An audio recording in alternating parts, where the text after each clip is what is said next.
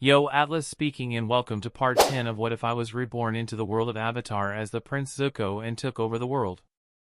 Let the tale begin. Chapter 101, The Space Between Words. The weak polar sun cast long, deep blue shadows across the plaza. The initial excitement of Appa's arrival had faded, and the square was mostly empty now, save for a few guards on patrol who gave the great sky bison a wide, respectful berth. Aang was busy. He had found a storehouse and, with a lot of gesturing and smiling, managed to get a large basket of dense, grainy bread and a bushel of tough, leafy greens that the tribespeople used for stews. He was now methodically feeding Appa, one massive chunk of bread at a time. The bison chewed slowly, his low, rumbling groans of contentment a familiar and comforting sound. The rhythmic motion of feeding his oldest friend was a meditation, a small, simple task in a world that had become overwhelmingly complicated. He heard the soft crunch of footsteps on the packed snow behind him. He didn't need to turn. He knew her walk. "Hey," Katara said. Her voice was quiet, rough around the edges like she had been crying. "Hey," Aang replied, not stopping his task. He held out another loaf, and Appa's wide, pink tongue curled out to take it from his hands. A long, heavy silence stretched between them, filled only by Appa's chewing and the distant, hollow groan of the ice city settling. It was the kind of silence that was loud with all the things they weren't saying. "I'm sorry," Katara finally blurted out, the words tumbling out in a rush. "For what I said earlier. About thinking everything being your fault. That wasn't fair. It was a horrible way to think. To chase you out when you were just trying to help and be there for us." Aang's hand stilled for a moment, resting on Appa's furry flank. He kept his back to her, his gaze fixed on the white fur. "It's okay." "No, it's not," she insisted, her voice gaining a little strength. "I was just so scared, Aang. I saw Sokka on the ground, and he wasn't moving right, and he smelled like burning. And I couldn't fix it. My bending wasn't enough. And I needed someone to blame because it felt better than feeling so completely helpless." Aang finally turned to look at her. Her eyes were red-rimmed, her face pale and tired. She looked younger than he'd ever seen her. He dropped the last of the bread into Appa's mouth and dusted his hands on his pants. "I'm sorry too," he said, his own voice small. Katara blinked, confused. "For what?" "For everything," he said with a helpless shrug. "For getting you into all this. For not being faster. For not protecting him better." He scuffed his boot in the snow. "And for not giving you space. You were right to send me away. He's your brother. You needed to be with him, not with me. I get so scared of being alone, I forget that other people need to be alone sometimes too." It was a clumsy, childish admission, but it was honest. He wasn't the all-wise Avatar in that moment. He was a 12-year-old boy who had lost his entire people and was terrified of losing his new family, too. Katara's stern expression softened. She walked over and sat down on the cold ground, leaning her back against Appa's massive leg. Aang hesitated for a second, then sat down beside her, leaving a careful foot of space between them. "It's not your job to protect us every second, Aang," she said, staring at her hands in her lap. "Sokka and we chose this. We chose to come with you. We knew it would be dangerous. What happened back there, that was Azula. Not you. But if I had never been found..."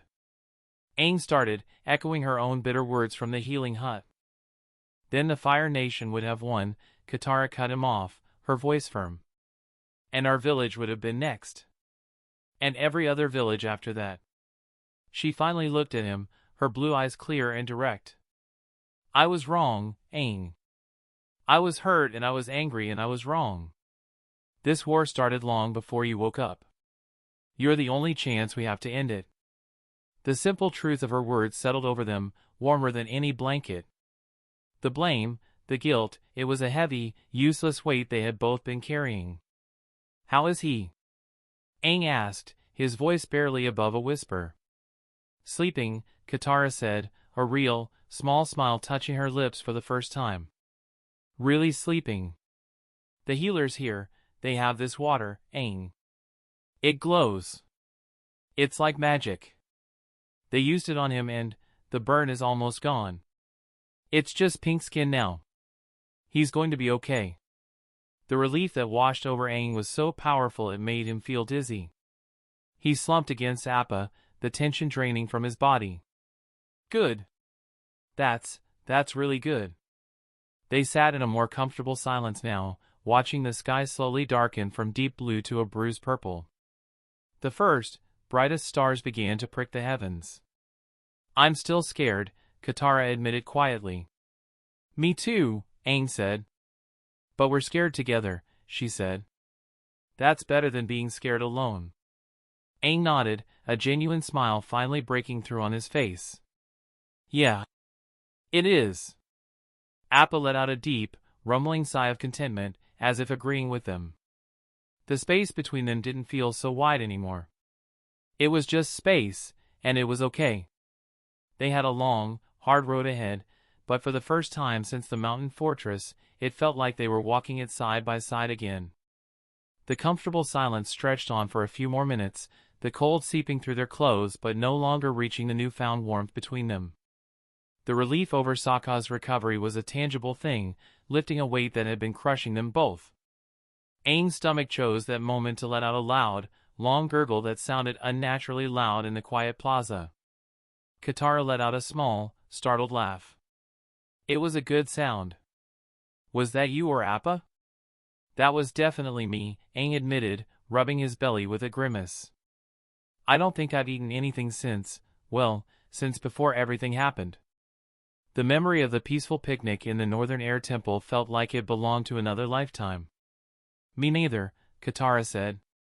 The mention of food made her own hunger suddenly sharp and present. I feel like I could eat a whole roasted Arctic hippo. Aang's eyes went wide. Do they have those here? I have no idea, Katara laughed again, the sound easier this time. But I'm willing to find out. Just then, a young tribesman in a formal tunic approached them, bowing respectfully. Avatar Aang. Guest Katara. Chief Arnuk has sent me to escort you to the welcoming banquet. It is due to begin shortly. Aang's face lit up. A banquet? With food? The tribesman smiled politely. Yes, Avatar. A great feast has been prepared in your honor. Aang scrambled to his feet, his exhaustion momentarily forgotten in the face of promised sustenance. He offered a hand to Katara, and she took it, letting him pull her up. Well, Katara said, brushing snow from her pants. That solves the hippo problem. Are you ready for this? A formal dinner with the chief and all the important people? Aang's excited expression faltered just a bit. I guess I have to be, don't I? I'm the honored guest. He said the words with a slight awkwardness, still not used to the title. You'll be fine, Katara reassured him, giving his hand a quick squeeze before letting go. Just remember your manners. Don't play with your food, and try not to talk with your mouth full.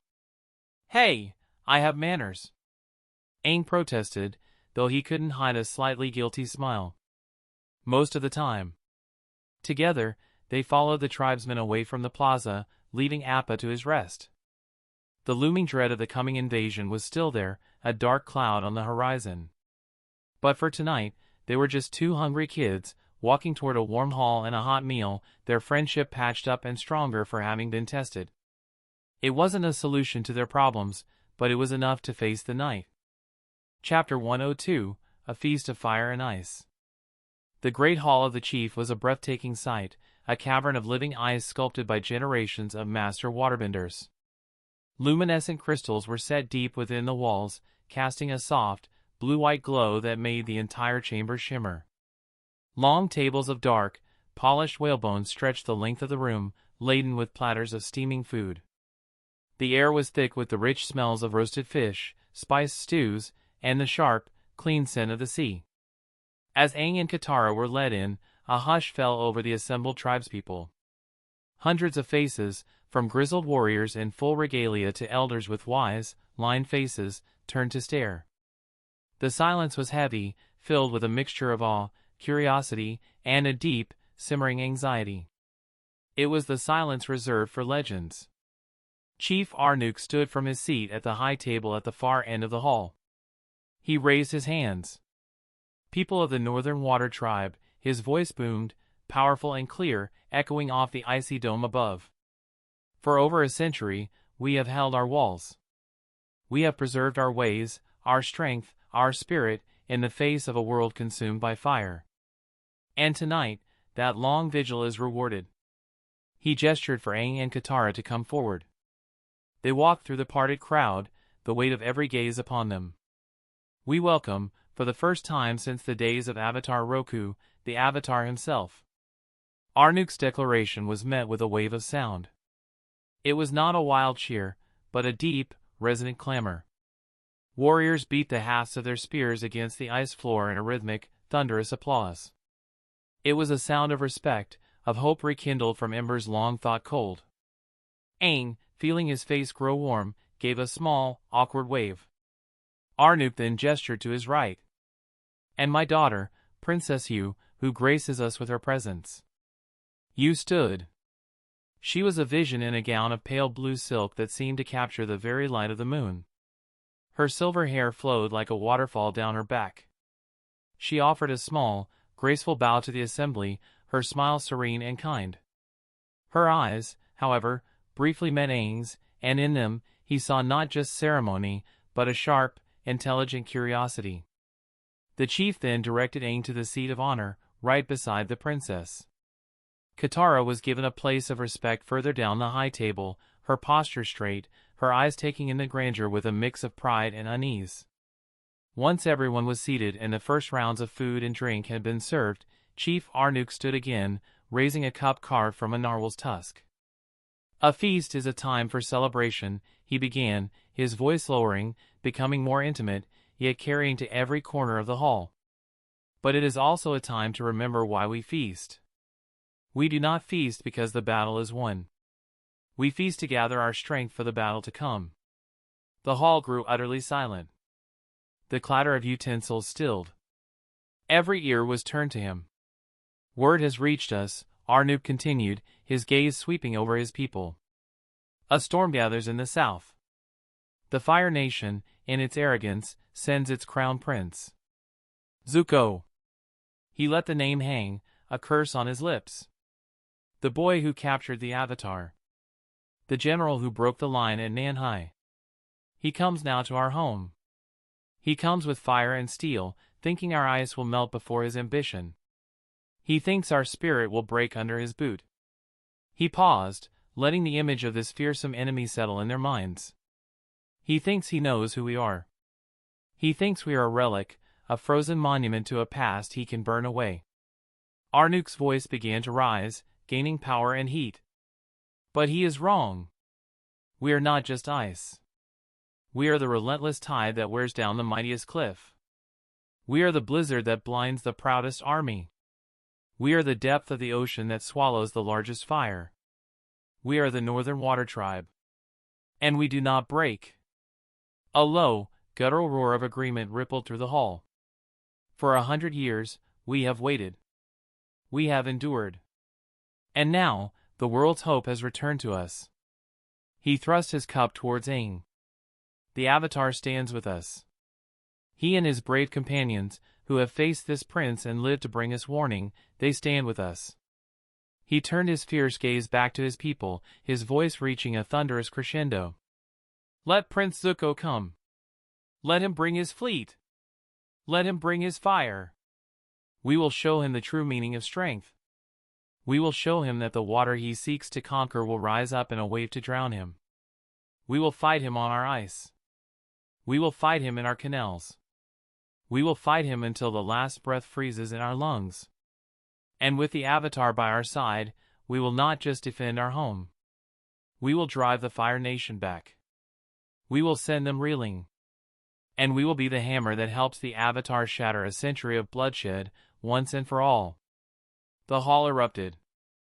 The sound was deafening. Warriors leaped to their feet, roaring, pounding the tables with their fists. The rhythmic stomping of spear butts became a war drum. The cheer was a physical force, a wave of defiance and fury that shook the very ice of the chamber. It was the sound of a people who had been waiting a long, long time for a fight. Aang sat amidst the clamor, his heart pounding. He felt the energy, the desperate, fiery hope of these people, and it was both inspiring and terrifying. They were not just looking at him. They were pinning their entire future on him. He looked at Katara, who met his gaze with wide, solemn eyes. Then he glanced at Princess Yu beside him. She was not cheering. She was watching the crowd, her expression calm, but her hands were clasped tightly together in her lap. She felt the weight too. The feast had begun, but the shadow of war had just fallen squarely over the table. Chapter 103, Foundations of Ice and Air. The training courtyard was a wide, circular expanse of hard-packed snow, shielded from the worst of the wind by high walls of sculpted ice. The air was so cold it felt sharp in the lungs, but the weak morning sun glittered off the countless ice crystals, making the ground look like it was dusted with diamonds. In the center of the courtyard, Aang stood facing Master Pakku. The old master was a statue of focused intensity, his movements economical and precise. "Water is not a blunt instrument, Avatar," Pakku intoned, his voice cutting through the quiet. "It is a fluid dance. It yields, it flows, it finds the path of least resistance, until the moment it crashes with the force of a tidal wave. You understand this in your airbending. The principle is the same. Now, watch." Pakku settled into a low stance, his feet firmly planted. His hands moved not with sharp jabs, but with wide, sweeping circles, as if he were gathering an invisible, heavy silk around him. The snow at his feet trembled, and a ribbon of water spiraled up from a nearby cistern, coiling around his arms like a living serpent.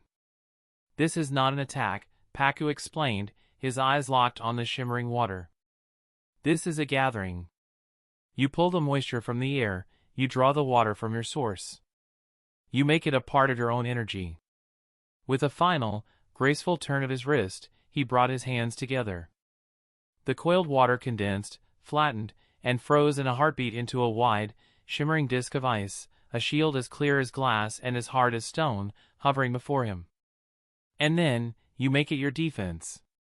He held the pose for a moment, the ice disk glinting in the sun, before letting it shatter into 1,000 harmless, glittering pieces. "Now you," Pakku said, stepping back. "Slowly. Feel the water. Do not command it. Invite it."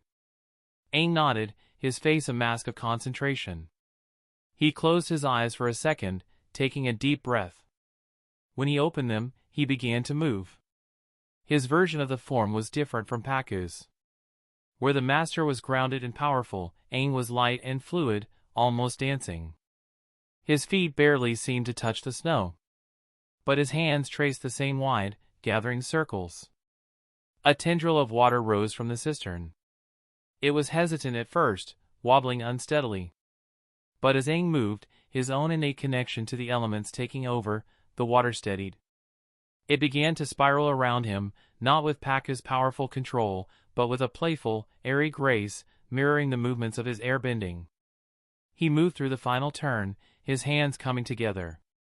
The water condensed, flattened, and with a soft crackle, froze into a perfect, if slightly thinner, disk of ice. It hovered in the air before him, spinning slowly.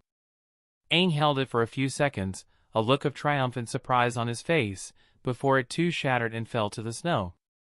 Master Pakku was silent for a long moment, his sharp eyes studying the young boy. A grudging respect warred with his natural sternness. "Good," he said finally, the single word carrying significant weight. "The form is unorthodox. But the control is there. The understanding is there." He shook his head, a faint, almost imperceptible sigh escaping his lips. "Such raw talent. I have not seen a student take to the art with such natural ease since." He stopped abruptly. His jaw tightened, and his gaze grew distant, looking at Aang but seeing someone else, a ghost from a lifetime ago. A flicker of something painful, something deeply personal, crossed his features before he ruthlessly suppressed it. He cleared his throat. Since it is irrelevant, he finished, his voice returning to its usual crisp tone. Do it again. This time, focus on making the ice as dense as mine. Power is nothing without substance. As Aang began to form again, another figure entered the courtyard. Katara had been watching from the entrance, her own fingers twitching, unconsciously mirroring the movements. Master Pakku, she said, walking forward with a respectful but determined bow. That technique. It's incredible. Why haven't you been teaching it to me? Pakku didn't look at her, his eyes fixed on Aang's practicing form. Because you are not ready. But I've mastered all the basic forms you've given me. Katara protested, her voice tight with frustration. I can do the water whip, the octopus form, the... Mastery is not speed, girl, Pakku interrupted, his tone sharp. It is foundation. Your foundation, while improved, is still enthusiastic. Unrefined. He finally turned to her. This tribe has already made one significant exception to its ancient traditions by allowing a female to train in combat waterbending. Do not mistake that concession for a wholesale rewriting of our methods. I am teaching the Avatar these advanced techniques because the world demands it. He will need every tool at his disposal, ready or not. Your path requires patience. From a bench against the icy wall, a voice laden with dramatic weariness cut through the tension. Oh, great. My foundation is more solid than your foundation argument. My favorite. Sokka was slumped on the bench, swaddled in so many furs he looked like a grumpy, human-shaped snowdrift. His chest and shoulder were still thickly bandaged beneath his parka, and his face was pale, but his spirit was clearly on the mend. I'm so bored I'm starting to find ice formations interesting, he moaned, gesturing vaguely at a nearby icicle. I'd named that one Harold. Harold has had a more exciting day than I have. At least Harold gets to drip. Katara shot him an exasperated look. Sokka, we're trying to train here. I know. And it's so repetitive, he complained. Swoosh, swoosh, spin, ice disc. Swoosh, swoosh, spin, ice disc. Can't you just, I don't know, make a water monster and have a kaiju battle? Something with a little more narrative thrust? Aang, mid-swoosh, stumbled and almost dropped his water with a laugh. Sokka, that's not how bending works. Katara said, her hands on her hips. Why not? You've got the water. Use your imagination. Sokka retorted. I'm stuck here, my only entertainment is watching you two have a philosophical debate with a puddle and listening to the master here talk about the good old days he doesn't want to talk about. He shifted, wincing slightly. My body is a prison. A very itchy, bandaged prison. Pakku watched the exchange, his stern expression unchanging, though a tiny muscle in his cheek twitched. If you are so bored, young man, perhaps you could use the time to meditate on the strategic value of silence. Sokka threw his hands up in defeat. See? Even the comedy is frozen solid here. Aang finally managed to complete the form again, creating another, slightly denser ice disc. As it shattered, he looked from Pakku's unyielding face to Katara's frustrated one, and then to Sokka's comical misery. They were a mess. They were bickering, they were injured, they were impatient. But they were together. And in the heart of this frozen fortress, with a war on the horizon, that felt like the most solid foundation of all. He took a deep breath, ready to try the form again. Swoosh, swoosh, spin. Chapter 104, The Question in the Quiet. A few days later, they found a rare moment of peace. Tucked away in a small, sunlit alcove overlooking one of the city's quieter canals, Aang and Katara shared a simple snack of flatbread and dried fish. The frantic energy of preparation was a distant hum here, replaced by the gentle lapping of water against the ice.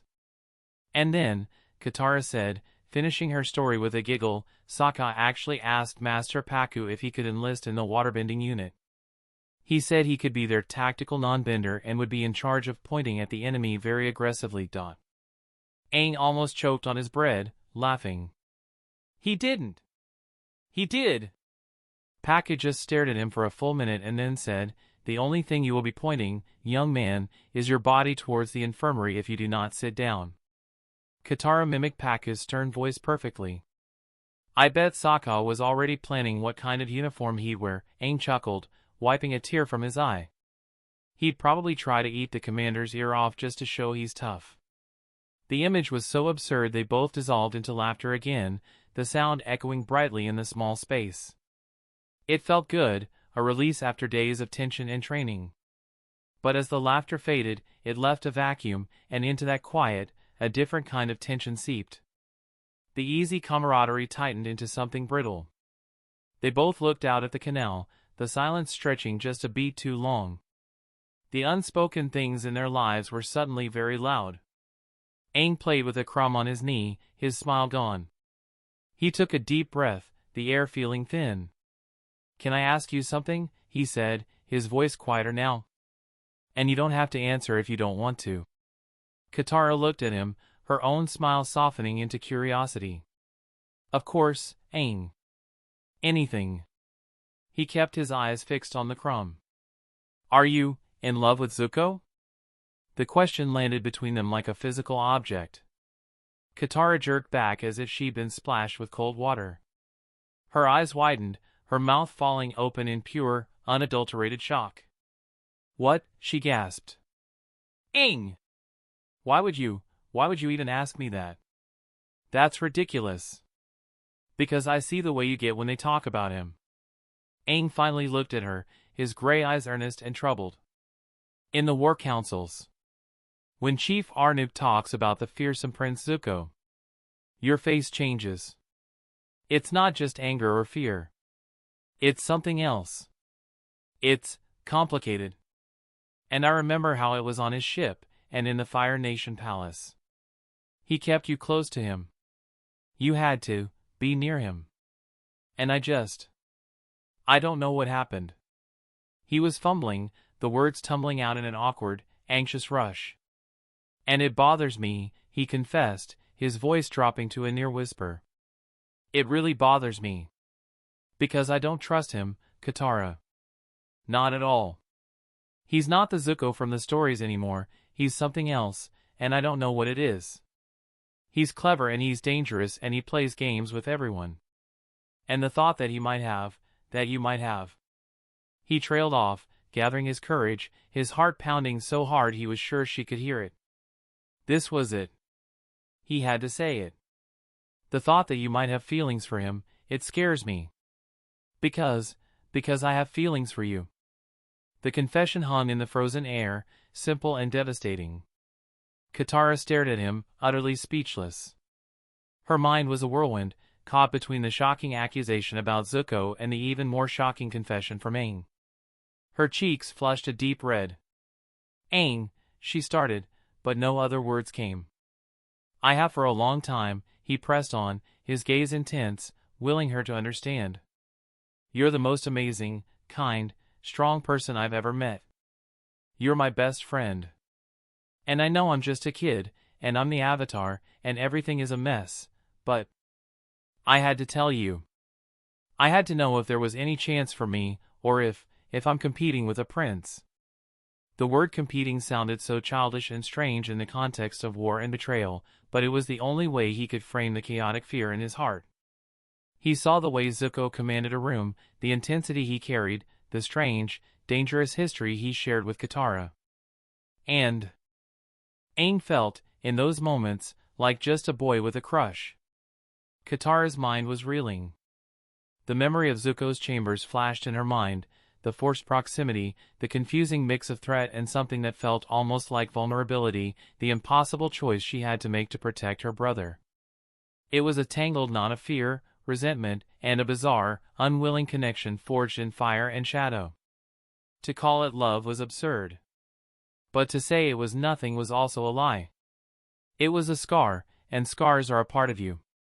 And now Aang, her sweet, brave Aang, was looking at her with his heart in his eyes, making everything 1,000 times more complicated.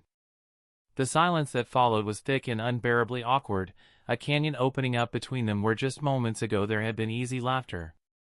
Katara found her voice, though it was softer and more fragile than before.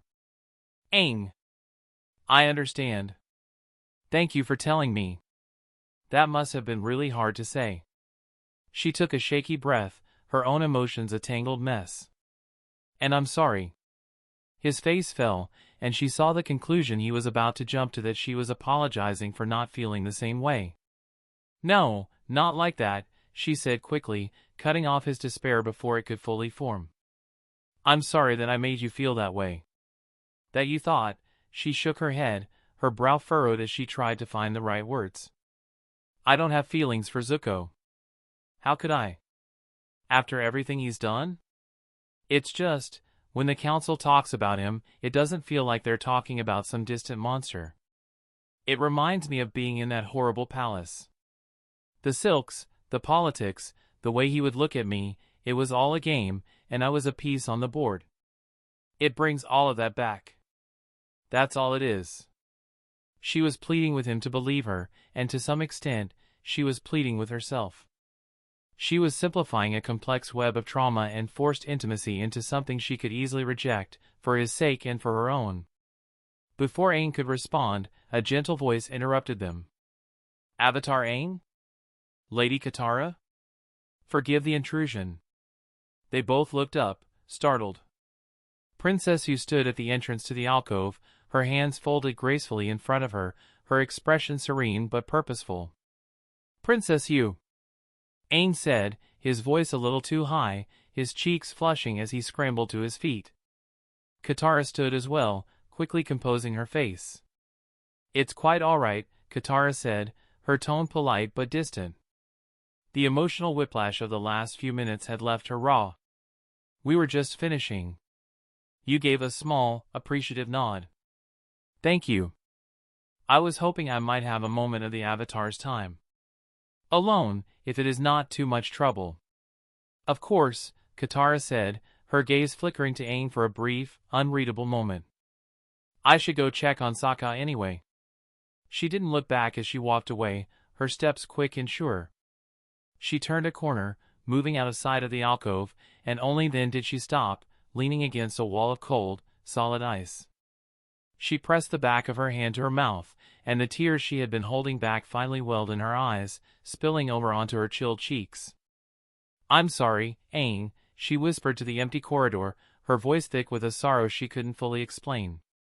It's for the best that you don't know. She didn't even know what it was, the full truth of her time with Zuko, the confusing residue it left behind, or the simple, painful fact that his heartfelt confession had felt like a burden from a world too simple for the one they were now living in. Taking a shaky breath to steady herself, she wiped her tears away and continued down the hall, leaving the two figures behind. Back in the alcove, Aang was still reeling, his heart a confused tumult of relief and lingering awkwardness. You, wanted to speak with me, princess? Yu's calm, moon-pale eyes studied him, and for the first time, he saw a sharp, unnerving intelligence in their depths that went far beyond a serene royal facade. Yes, Avatar, she said, her voice dropping, losing its formal cadence and becoming more direct. I think it is time we talked about everyone's favorite fire prince. Aang nodded, expecting to discuss invasion plans or Zuko's known firebending prowess. But then you continued, her words landing with the subtlety of a hammer on glass. And more importantly, she said, her gaze locking with his, we need to talk about the foreign soul living inside of him. Aang's breath caught in his throat. His eyes widened in pure, undisguised shock. She knew. How could she possibly know? With the young Avatar staring, speechless, at the princess of the Northern Water Tribe, the world tilting on its axis once again. Chapter 105, an interruption of awkward proportions. The weak polar light had shifted, casting the alcove in long, deep blue shadows. The air between Aang and Princess Yu was thick with unspoken words, a heavy silence that had settled after hours of tense, low-voiced conversation. They sat on a bench of polished ice, facing each other, but neither was truly looking at the other. Aang's shoulders were hunched, his gaze fixed on his hands clenched in his lap. Yu's posture remained impeccably straight, but her usual serene expression was replaced by a pensive, troubled look, her lips pressed into a thin line. The playful energy from the earlier snack with Katara was a distant memory, replaced by the chilling weight of cosmic secrets. It was into this frozen tableau that Sokka barged, a whirlwind of bandages, frustration, and noise. "I can't take it anymore," he announced to the world at large, stomping into the alcove. "I have officially memorized every single crack in the ceiling of my room. I've categorized them by size, shape, and level of existential dread they inspire.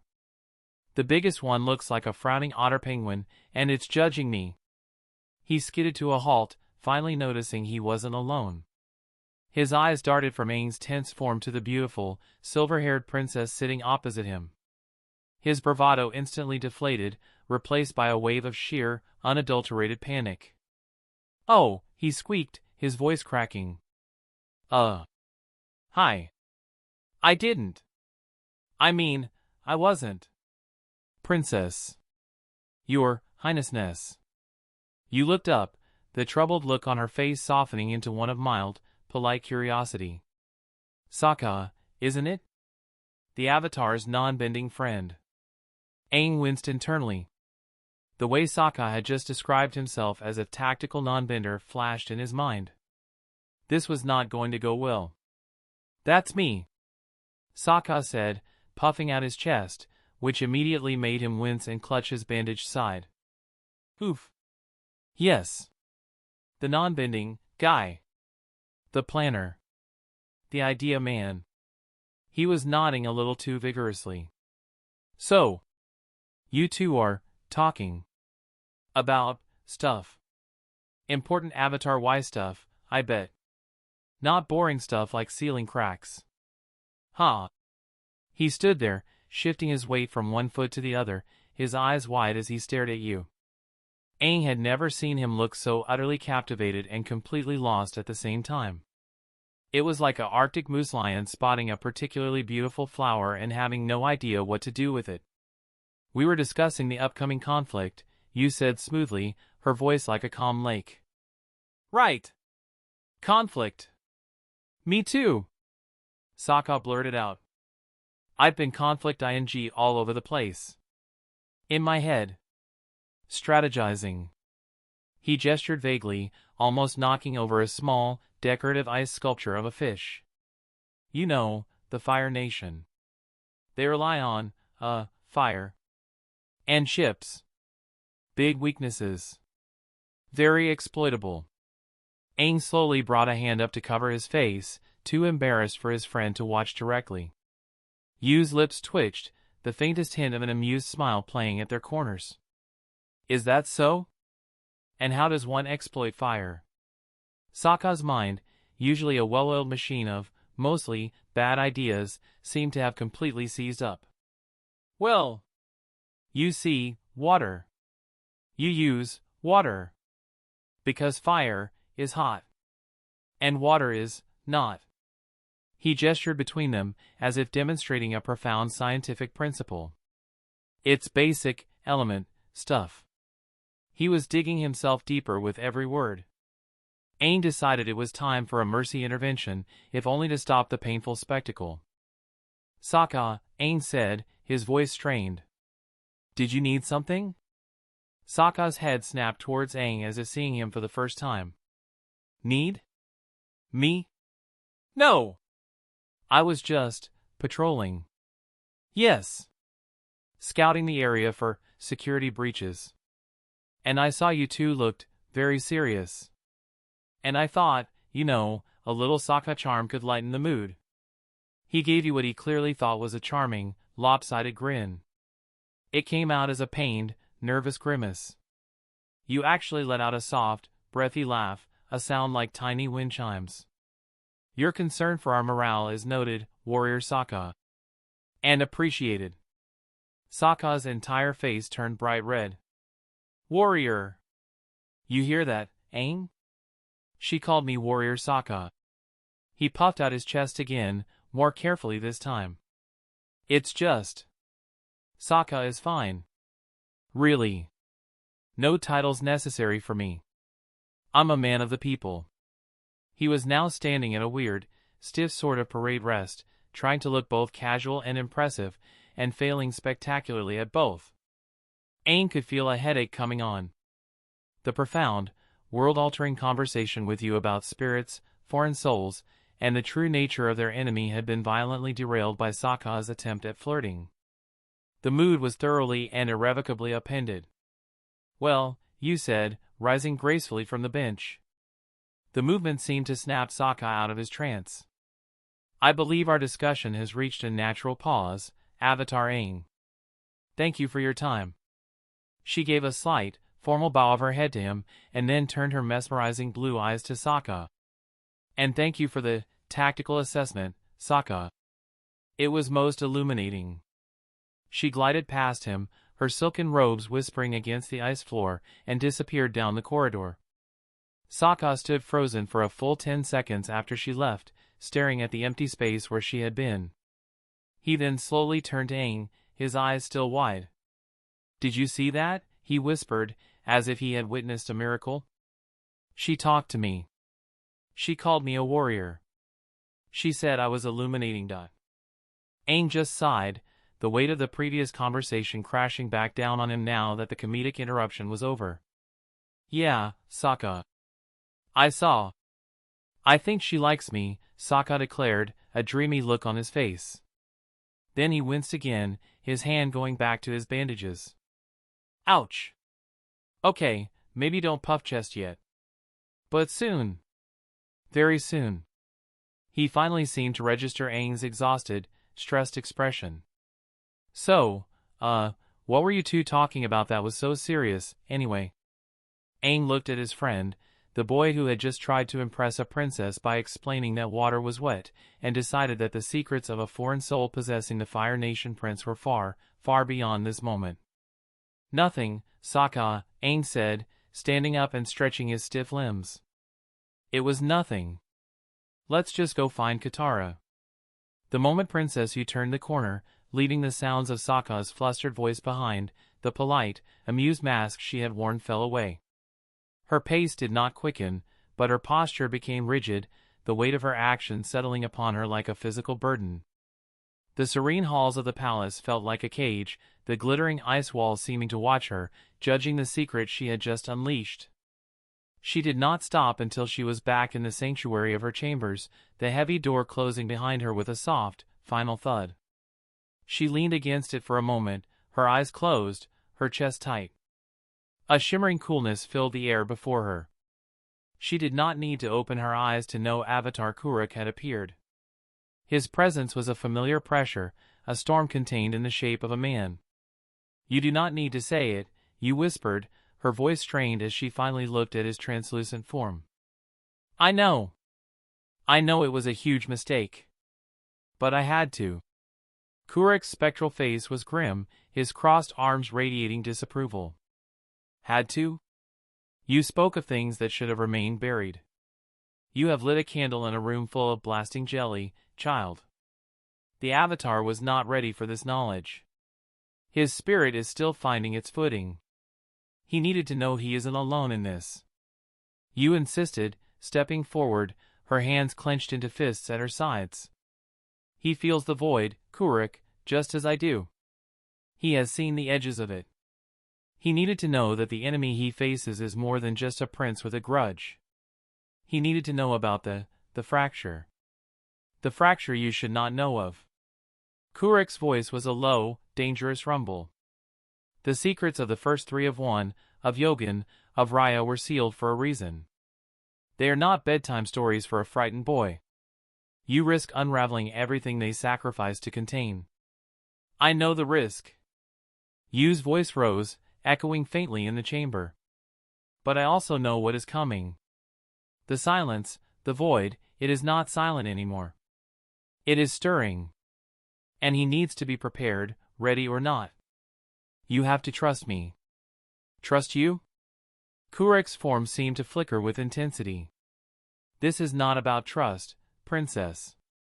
This is about survival. You have given him a key to a door he should never open. If he ever returns, if the one who was sealed ever finds his way back into this world, there is not a soul alive, not the Avatar, not the combined might of all nations, that can defeat him.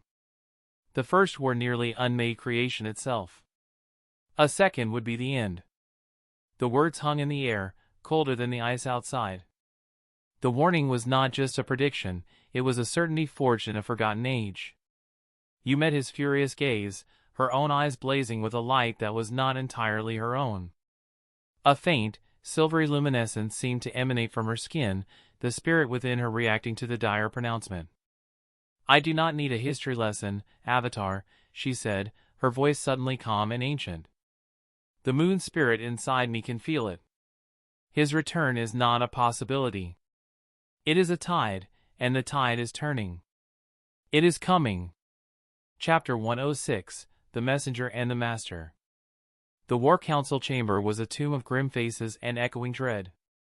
Chief Arnook stood over the great ice map, his finger tracing the predicted path of the red-tinted ivory ships that represented the Fire Nation Armada. "Scouts confirm it. The fleet has left Sharp-Tooth Bay. They move with purpose. Our best estimate places them at our doorstep in 36 hours. A collective, silent weight settled on the room. Aang felt his stomach clench. Katara, sitting beside him, reached over and gave his hand a brief, firm squeeze before letting go. Sokka was uncharacteristically quiet, his brow furrowed as he stared at the map, his mind doubtless racing through 1,000 flawed, desperate plans. "We will implement the final defensive protocols at dawn," Arnook continued, his voice a low rumble of inevitability. "The outer wall channels will be."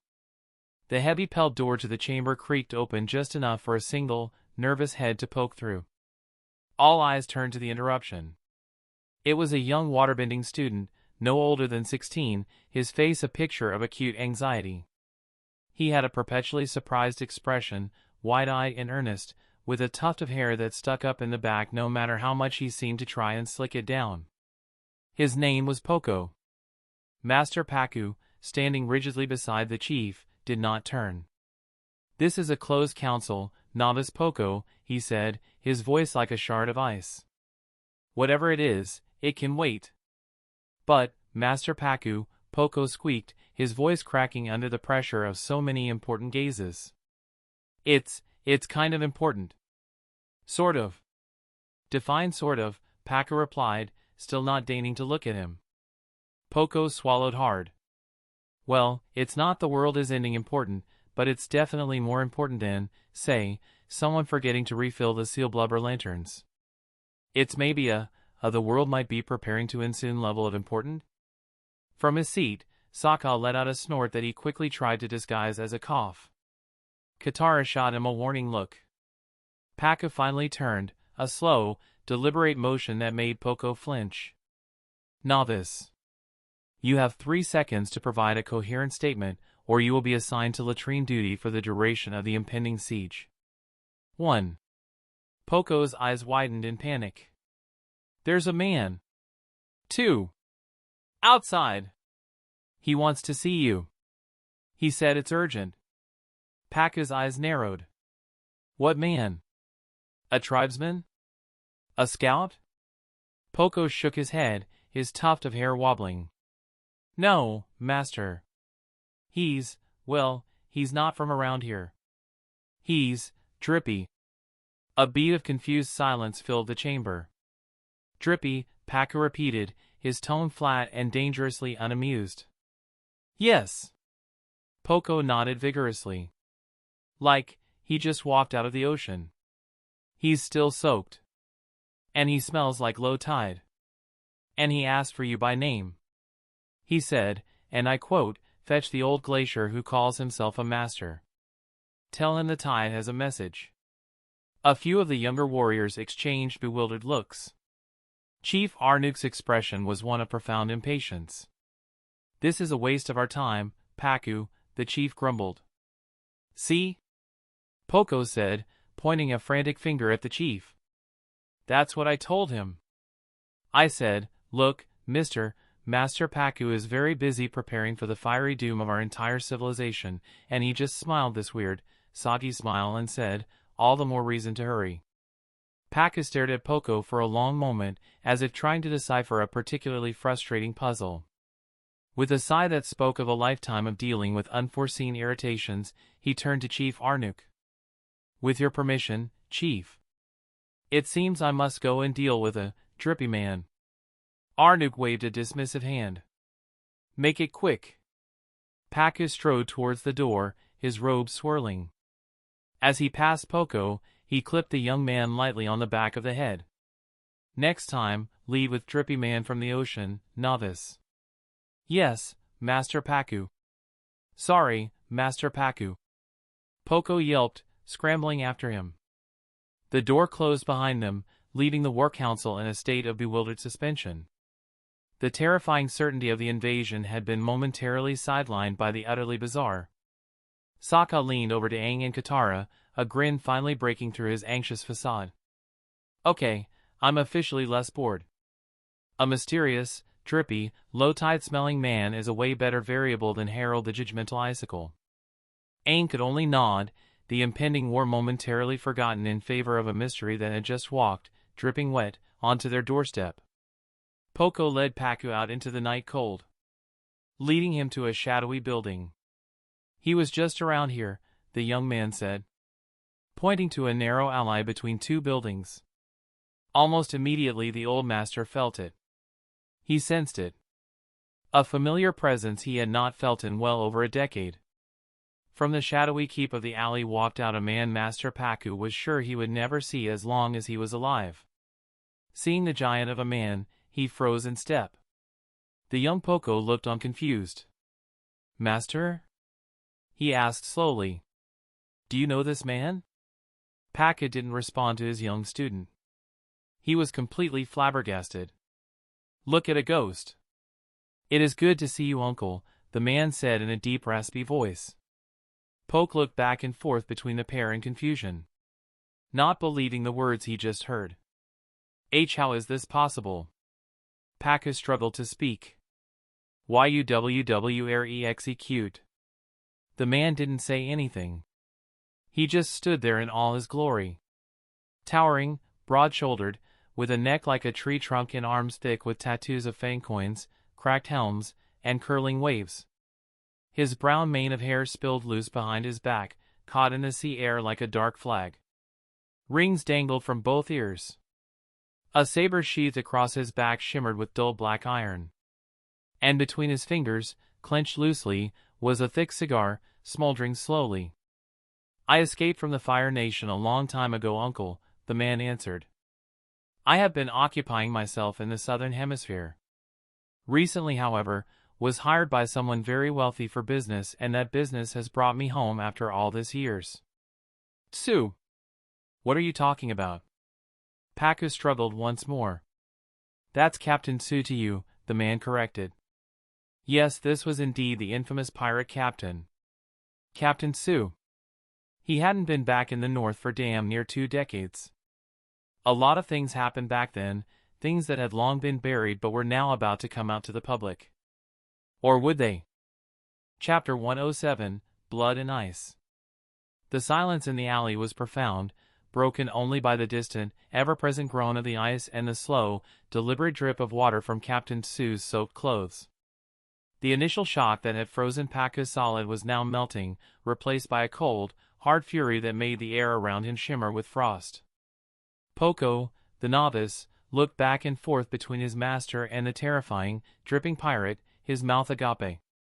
"Uncle," he whispered, the words swallowed by the heavy atmosphere.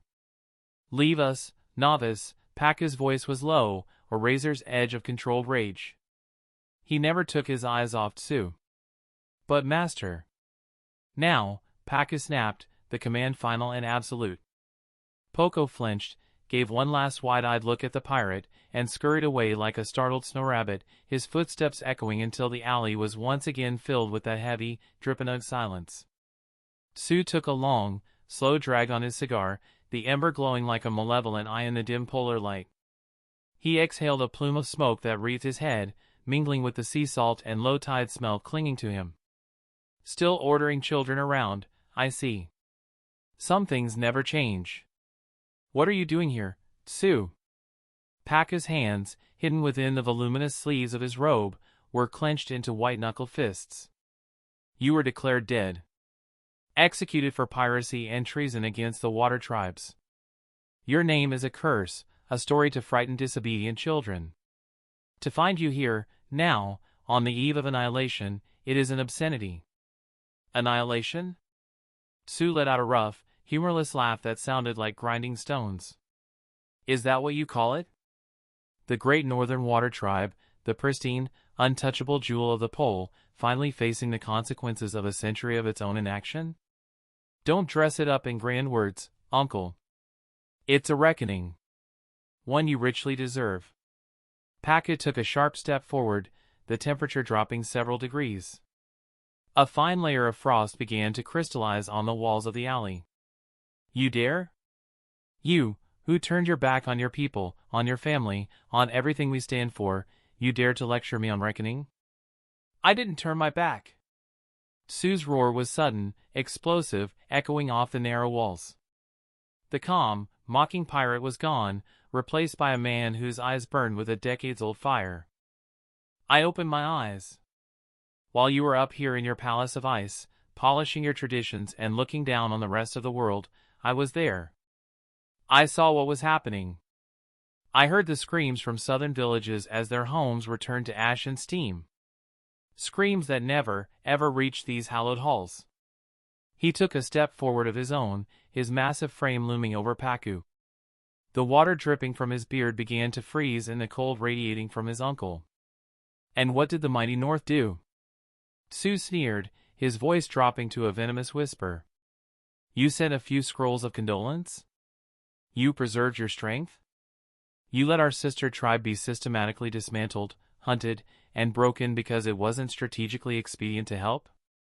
You left them to die, Pakku. You left them to the fire. The decision of the chief was a decision you agreed with. Su interrupted, jabbing a thick, ring-adorned finger at Pakka's chest. Don't hide behind Arnuk's throne. You were his right hand. His voice of so-called reason. You stood by and did nothing while our culture was gutted in the south. You let their benders be dragged away in chains. You let their spirit be crushed. And for what? To protect this frozen tomb. His words were laced with a bitterness so profound it felt like a physical poison in the air. Pakka stood his ground, his face a mask of glacial disdain, but a muscle in his jaw twitched violently. You understand nothing of strategy, of the long game. To throw our entire strength into a lost cause would have meant the end of everything. A lost cause? Su laughed again, a harsh, broken sound. They were our people. Our blood. My mother was Southern. Or did you forget that in your rush to become the perfect Northern master? You think this wall keeps the Fire Nation out? It doesn't. It just keeps your conscience in. It lets you pretend the war isn't happening because you don't have to see the bodies. He gestured around them with his cigar, the sweeping arc taking in the entire city. You built a fortress to protect your traditions, and in doing so, you betrayed the very heart of what it means to be Water Tribe. We are the ocean. We are meant to flow, to connect, to be one. You fractured us. You let the South drown so you could stay afloat. The South made its own choices, Pakka retorted, his voice tight. Their refusal to adhere to the sacred ways, their dilution of our bending arts. Oh, spare me the dogma. Su snarled. This is what it was always about, wasn't it? It wasn't just strategy. It was pride. Arrogance. The great Northern Water Tribe, so pure, so superior, looking down on their southern cousins as barbarians. You didn't help them because you didn't think they were worth helping. You thought they brought it on themselves. The accusation hung in the air, sharper and colder than any ice blade. Pakka said nothing, his silence a damning confirmation. Su saw it. He saw the flicker of truth in his uncle's stony eyes. He shook his head, a slow, disgusted motion. I knew it. All these years, I hoped I was wrong. I hoped there was some grand, strategic master plan I was too stupid to see. But there wasn't. It was just contempt. He took a final, long pull on his cigar and then dropped it to the ice, grinding it out with the heel of his heavy boot. The small, defiant light was extinguished. So, when I saw what was happening, I made a choice, Sue said, his voice now flat, emptied of its earlier rage, which made it somehow more dangerous. I chose the barbarians. I chose the people who were actually fighting, who were bleeding and dying. I used the skills you taught me, Uncle, and I put them to real use. I became a curse to the Fire Nation and a ghost to you. A living reminder of your failure. Paka finally found his voice, though it was strained. You became a criminal. A pirate. You disgraced our name. Our name was already disgraced. Sue shot back, the fire returning for a moment. You just didn't have the spine to admit it. And now, here you are. The Fire Nation is at your gates, and you're finally scared. After 100 years, the war has come to your doorstep, and you suddenly remember what unity is? You remember you have an avatar to hide behind? It's pathetic. He leaned in close, his voice dropping to a conspiratorial whisper that was far more threatening than any shout. You want to know why I'm here? I'm here to watch. I'm here to see the great Master Paku and Chief Arnuk beg for the help you never gave. I'm here to see the walls you built to keep the world out finally come crashing down. Paku's composure finally cracked. His hand shot out from his sleeve, and the dripping water from Sue's own clothes suddenly snapped upward, freezing into a dozen needle-sharp icicles hovering inches from the pirate's throat. You will leave, Paku commanded, his voice trembling with a lifetime of suppressed emotion. You will take your bitterness and your lies and you will get off my island. If I see you again, I will not hesitate to deliver the justice that was. Chapter 108, The Harbinger's Influence. The heavy-pelled door of the War Council chamber swung shut behind Paku, muting the chaotic roar of the feast outside to a dull, rhythmic thrum. It felt like the heartbeat of a dying beast. Inside, the air was still thick with the phantom dread of their earlier meeting, the ice map on the table a stark reminder of the red tide approaching their shores. Chief Arnuk was alone, leaning over the map, his knuckles white as he braced himself against the whalebone table. He looked up, his face etched with the weight of impending doom. Paku. What was the meaning of that interruption? A drippy man? Paku did not answer immediately. He stood just inside the doorway, his posture rigid, but his eyes were distant, seeing not the chief or the map, but the ghost from his past, the dripping, smirking, bitter ghost of his nephew. The cold fury that had sustained him in the alley had evaporated, leaving behind a hollow, aching chill that seeped into his very bones. He felt it deep in his heart, a primal fear that went beyond the strategic concerns of a siege. This was different. This felt apocalyptic. The return of Tsu was not a simple complication. It was an omen.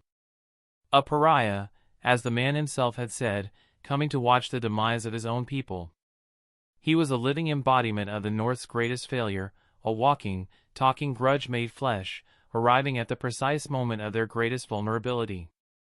It felt like the universe was delivering a final, cruel punchline to a century of their pride. Paku? Arnuk's voice was sharper, laced with impatience and frayed nerves. Speak. The master waterbender blinked, the chief's chamber coming back into focus. He walked forward, his steps unnaturally slow, until he stood opposite Arnuk, the map of their doom between them. We need to speak, Paku said, his voice low and gravelly. Privately. Now. Arnuk's eyes narrowed. He gave a sharp, jerky nod and gestured to the two guards at the far end of the chamber. They bowed and exited without a word, the door closing with a definitive thud that sealed the two most powerful men in the North in a tomb of ice and anxiety. What is it? Arnuk demanded, his voice dropping to a conspiratorial whisper. Has there been a new development with the fleet? A spy? It is worse than a spy, Paku said, his gaze fixed on a point somewhere beyond the chief's shoulder. It is a ghost. He forced his eyes to meet Arnuk's. He saw the man he had served his entire life, the leader he had followed without question, even when doubt had gnawed at the edges of his conscience. He saw the architect of the North's isolation, and he saw his own complicity reflected back at him. The messenger, it was no mere sailor, Paka began, the words feeling like shards of glass in his throat. The novice was wrong. He was not just trippy. He took a steadying breath, the cold air doing nothing to calm the fire of shame and fear in his chest. It was my nephew. The silence that followed was absolute. Arnuk stared, uncomprehending for a moment. Then, understanding dawned, and with it, a wave of pure, unadulterated shock that wiped the weary authority from his face, replacing it with the stunned expression of a man who has just seen a fundamental law of nature break. Tsu? The name was a breath, a blasphemy uttered in the sacred war room. That's impossible. He was executed. The report came from Admiral Choi himself. The body was identified. Apparently, the report was wrong, Paka replied, his tone flat. Or he has a remarkable talent for cheating death. He stands before me now, larger than life, smelling of salt and resentment. Arnuk took a step back from the table, his hand going to his forehead. Spirits above. Here? Of all places, at this of all times? Why? He says he was hired by a wealthy patron for business, Paka said, the words tasting like ash. But his true purpose is clear. He came to gloat. To watch. He said he is here to see us beg for the help we never gave. To see the walls we built to keep the world out finally come crashing down. He repeated his nephew's words verbatim, each one a lash against his own spirit. He saw them land on Arnuk with the same brutal force. The chief's face darkened, the shock giving way to a familiar, defensive anger. The arrogant, traitorous. He dares to come here, after all he has done? After the shame he brought upon your family, upon this tribe? He became a common pirate. And whose fault is that? The question was out of Paka's mouth before he could stop it, voiced in a low, tortured whisper. It was not an accusation aimed at Arnuk, but a desperate, internal plea. He saw the flicker of the same question in the chief's eyes before it was buried under layers of royal indignation. We made the decisions we had to make to ensure our survival, Paku. Arnuk retorted, his voice rising. Strategic, difficult decisions. He was a hot-headed fool who could not see the larger picture. He chose to become a criminal. We did not force his hand. Didn't we? Paka's voice remained quiet, but it carried a devastating weight. When we turned our backs on the South, we turned our backs on a part of ourselves. He was that part. And now he has returned, not to help, but to bear witness to our downfall. He believes our inaction has led us directly to this moment. He believes we deserve it. The truth of the statement hung in the air between them, a specter more terrifying than the entire Fire Nation fleet. It was the fear that had haunted the quietest, most honest corners of their minds for decades, now given voice by the one person who had every right to scream it in their faces. Arnuk looked away, his jaw working. He paced to the wall, staring at the luminescent crystals embedded in the ice. His presence is a complication we do not need. He could be a spy for the Fire Nation. This wealthy patron could be Prince Zuko himself. The thought had occurred to me, Paka said grimly. He has a history with the prince. There were reports of several confrontations. For a man like Tsu, such an humiliation would fester. It would either breed a hatred so deep he would never work for him, or a respect born of fear that would make him the perfect pawn. We must find him, Arnuk declared, turning back, his expression now one of decisive command. We must detain him. He cannot be allowed to roam free. If he is here for Zuko, he could open a gate, sabotage our defenses. And if we detain him, what then? Paka asked, a profound weariness settling over him. What would we do with him? Execute him truly this time? On the eve of a battle for our very existence, would you have me order the death of my brother's son? Would you have that blood on our hands as we face the fire? The question paralyzed Arnuk. The practicalities of war clash with the unspoken, painful history. Killing Tsu would be just, by their laws. But it would also be a final, damning admission of their own failure, a failure to lead, to protect, and to keep their own family whole. For a long moment, the two old men stood in silence, the leaders of a great nation, utterly helpless before the consequences of their past. The red ivory ships on the map seemed to mock them. The chants of "We will not break" from the feast hall now sounded hollow, a desperate mantra against a threat from without, while the rot from within had just walked through their gates, dripping wet and smelling of the sea. "Find him, Paku," Arnuk said finally, his voice drained of all its earlier fire. "But do not detain him. Not yet. Watch him. Learn his purpose. He is a harbinger, you are right. But of what, I do not know. We must see which way this ill wind blows." Paku gave a slow, grim nod. It was a reprieve, but it felt like a sentence. He had spent a lifetime building walls of tradition and discipline. Now, in the space of one conversation, his disgraced nephew had found every crack, and the sea of his own regrets was pouring in, threatening to wash it all away. Chapter 109, A Tide of Old and New. The luminescent crystals of the War Council chambers seemed to pulse with a sickly light, their cool blue glow doing nothing to dispel the feverish dread that had taken root. After Paku's grim report, Arnuk had sent for the Avatar immediately. Now, the three of them stood around the ice map, the old chief, the stern master, and the young boy who carried the world on his shoulders. "A ghost," Aang whispered, his gray eyes wide. The word felt alien and terrifying in this chamber of strategy and ice. He'd just been grappling with the revelation of a foreign soul inside Zuko. Now, he was being told a literal ghost from the North's past had returned. "And he's a waterbender?" "He was," Paku corrected, his voice hollow. He looked older than Aang had ever seen him. Before he turned his back on everything. Before the Fire Nation captured him. Captured him? Aang's head spun. "I thought you said he was a pirate." "He is," Arnuk interjected, his tone grim. But his story did not start that way. Over 3 decades ago, Tsu was not a criminal. He was our brightest star. Perhaps the brightest the water tribes had seen in centuries. Paku closed his eyes, as if pained by the memory. "I trained him from the time he could toddle. His mother was from the south. She had a wildness to her bending, a raw connection to the push and pull that we sometimes temper too much in the north. Tsu inherited it all. He wasn't just a prodigy, Avatar. He was a force of nature.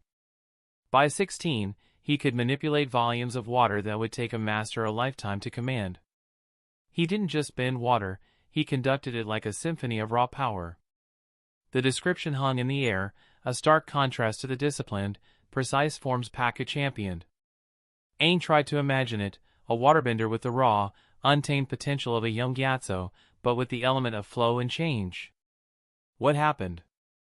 Aang asked, almost afraid of the answer. "He grew angry," Paku said, the words simple and devastating. "As the reports from the south grew more dire, he grew more furious. He demanded we send help, the fleet. He challenged the chief's authority. My authority. He called us cowards, hiding behind our walls while our people burned." Paku's jaw tightened. He left. Vowed to help the South himself. He became a one-man army, raiding Fire Nation supply lines, sinking patrol ships. For a few years, he was a legend among the Southerners and a whispered embarrassment to us. Then, he got too bold. He was captured. Arnuk picked up the tale, his face a mask of stony regret. "The report that reached us said he was executed. We believed it. We mourned the man he could have been, even as we condemned the rogue he became. But now, it seems he survived. And the boy who was the most powerful waterbender in the world is now a man, and he has returned to us not as a savior, but as a judge." The weight of the revelation settled on Aang. A waterbender of that caliber, steeped in 30 years of bitterness and piracy, was a variable far beyond any tactical assessment. He was a natural disaster waiting to be unleashed. We must find where he is hiding, Paku stated, his voice regaining a sliver of its usual steel.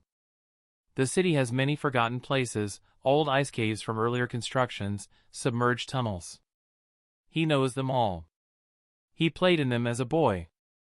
We can organize search parties, Arnook began, but Aang cut him off, a surprising firmness in his young voice. No. Both older men looked at him, startled. Chief Arnook, Master Paku, with respect, I don't think that's where our focus should be, Aang said, his hands gripping the edge of the cold table. You're talking about hunting a ghost when a dragon is at the gate. You haven't seen what Zuko can do. He looked from one stern face to the other, his expression deadly serious. At Nanhai, he didn't just break their line. He created a miniature sun in the palm of his hand. He melted through earth-bending fortifications like they were nothing. His fire doesn't just burn, it unmakes things. And that was before he was crowned prince and given command of an entire invasion fleet. He's not just a bender, he's a strategist. He plays with people's minds. Aang's voice rose, the memory of Firebase Kaze's destruction, of Sokka nearly dying, flashing behind his eyes. If we split our forces, if we spend our energy and our best benders chasing your nephew through ice tunnels, we are playing right into Zuko's hands. He wants us distracted. He wants us afraid of shadows. This Su is a problem. But Zuko is the threat. The chamber was silent. Aang's words, spoken with the desperate conviction of one who had faced the fire firsthand, laid bare the brutal choice before them. Paku was the first to speak, his voice low. The boy is right. He seemed almost surprised to admit it. Su's return is an omen, a personal wound. But Zuko's fleet is the sword poised to strike. To focus on the omen while ignoring the sword is a fool's errand. Arnook looked conflicted, the leader warring with the man haunted by past failures. But if Su is working for Zuko, if he opens a way for them from the inside, then we guard the inside, Aang said, his mind racing, falling into the role of a commander far more naturally than he liked. Double the watches on the inner gates, the spirit oasis, the command centers.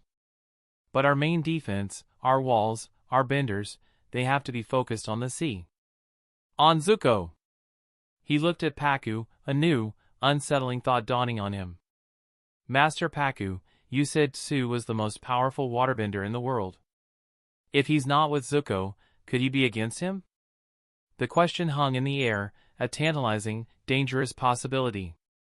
Paku's eyes met Aang's, and in them, Aang saw a flicker of the same hope, quickly extinguished by decades of resentment. My nephew hates the Fire Nation with a passion that eclipses even his hatred for us. It is possible. But trusting him would be like trusting a blizzard to only snow on your enemies. You cannot control it. You can only prepare for the devastation. Arnook finally nodded, a decision made. Then we prepare. We fortify our positions. We keep a watchful eye for this ghost, but we do not hunt him. Our gaze remains on the ocean. He placed a hand on Aang's shoulder, the gesture heavy. You have a soldier's clarity, Avatar. It is a grim skill for one so young. Aang didn't feel like a soldier. He felt like a boy trying to plug a crumbling dam with his bare hands. As he left the chamber, the image of the two old men haunted him, one burdened by the ghost of his pride, the other by the ghost of his nephew.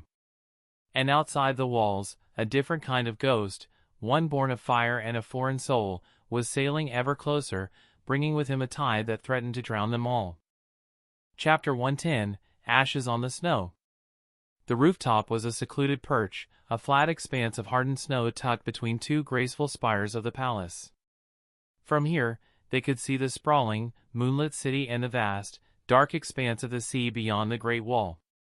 It should have been a view of serene, majestic beauty. Tonight, it felt like the edge of the world.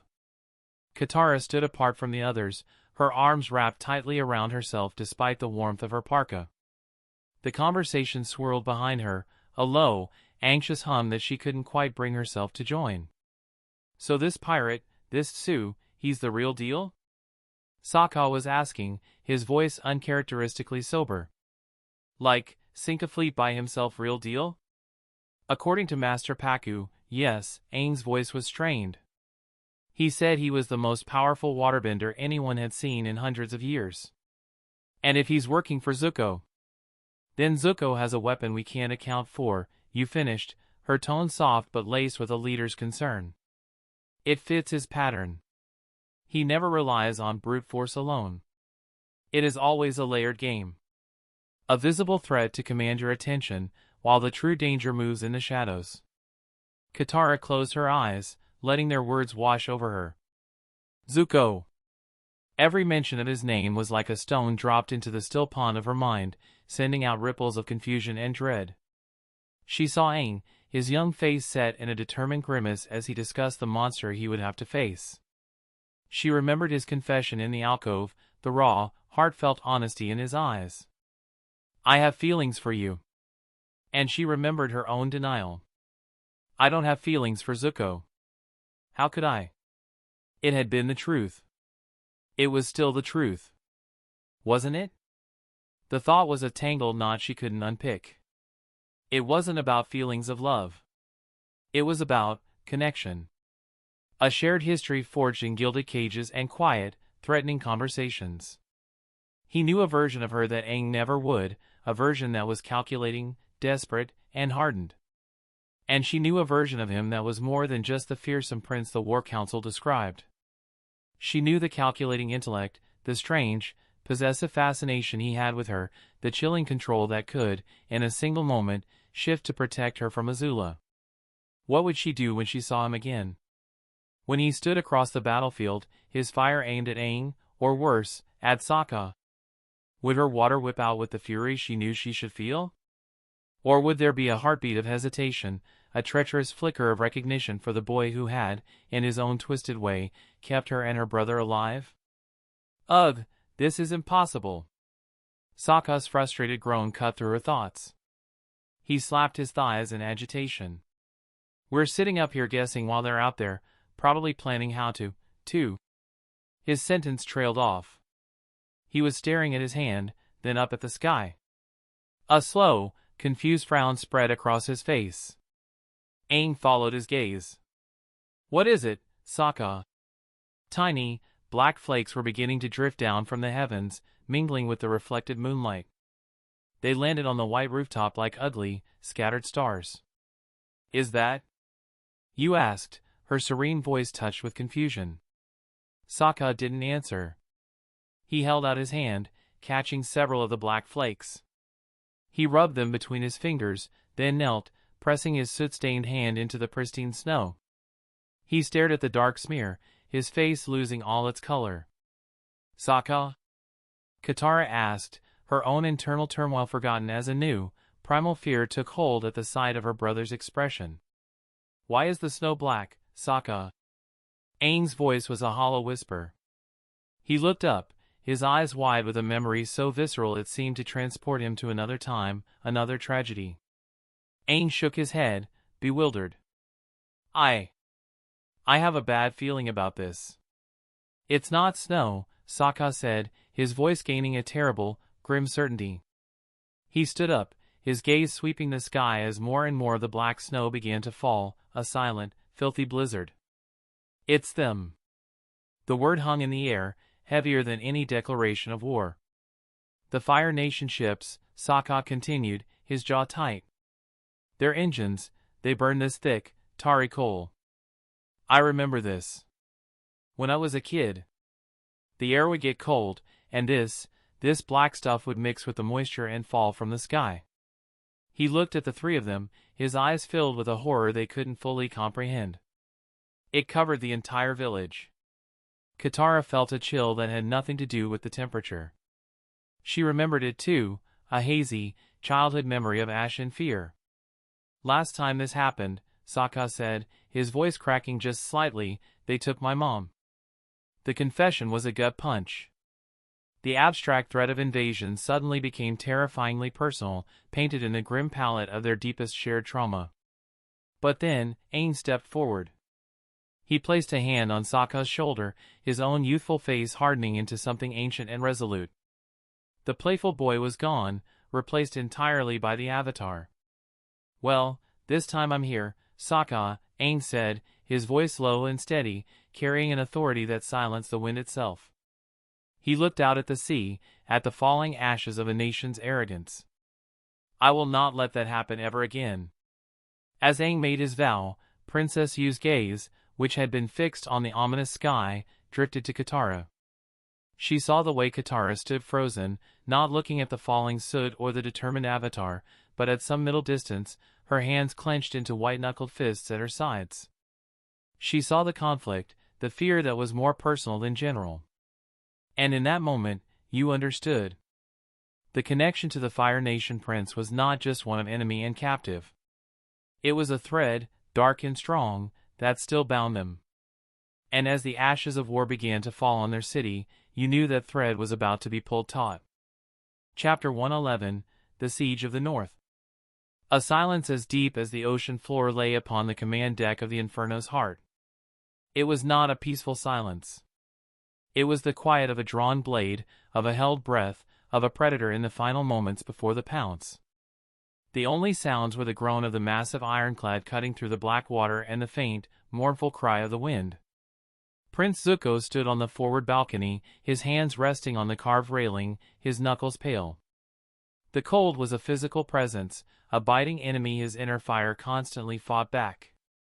Before him, at the edge of the world, lay his objective. The wall of the Northern Water Tribe. It was not a wall of stone, but of living, ancient ice. A sheer, impossible cliff of white that stretched from one horizon to the other, soaring hundreds of feet into the air, its peak lost in the low-hanging polar mist.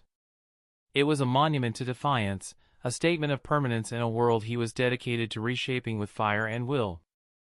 The weak polar light glinted off its myriad facets, making it look as if it were studded with a billion tiny diamonds. It was beautiful. He intended to break it. His gaze, sharp and calculating, swept to the right, then to the left. On either side of the Inferno's heart, stretching out in a vast, disciplined crescent, was his armada. Dozens of ships. Ironclad battleships, sleek cruisers, hulking troop transports. Their black hulls were a stain against the gray sea, their funnels belching the dark, tarry smoke that now fell as snow upon the city beyond. A forest of masts and towers, a city of war floating on the water, its singular purpose aimed at the heart of the White Wall. He had been waiting for a very long time. The thought was a quiet ember in his mind. He had waited through the political maneuvering in Caldera, the careful consolidation of power, the humiliation of Azula, the gathering of this fleet. He had waited through the long, slow voyage north, a journey that felt less like travel and more like the drawing back of a bowstring.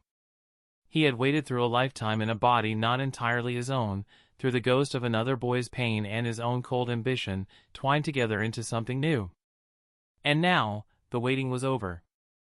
The door to the balcony slid open with a soft hiss. Vice Admiral Takeda, a veteran with a face like worn leather and eyes that had seen too much fire, stepped out and stood at a respectful distance to his prince's left. The forward scouts report no movement on the outer defenses, Your Highness. Takeda's voice was a low rumble, respectful but devoid of the sycophancy Zuko despised. They are sealed tight. A turtle seal couldn't get through. Zuko did not turn. They are waiting. They have had time to prepare. Let them, Takeda replied, a grim confidence in his tone. Their walls are high, but our will is higher. They have ice. We have fire. The math is simple. A faint, almost imperceptible smile touched Zuko's lips. It did not reach his eyes. Is it, Vice Admiral? They have the Avatar. Takeda shifted, the only sign of his discomfort. A child. A child who entered the Avatar state and vaporized Firebase Kaze, Zuko countered, his voice flat. Do not underestimate him. That is a mistake I will not make twice. He had let Aang escape twice.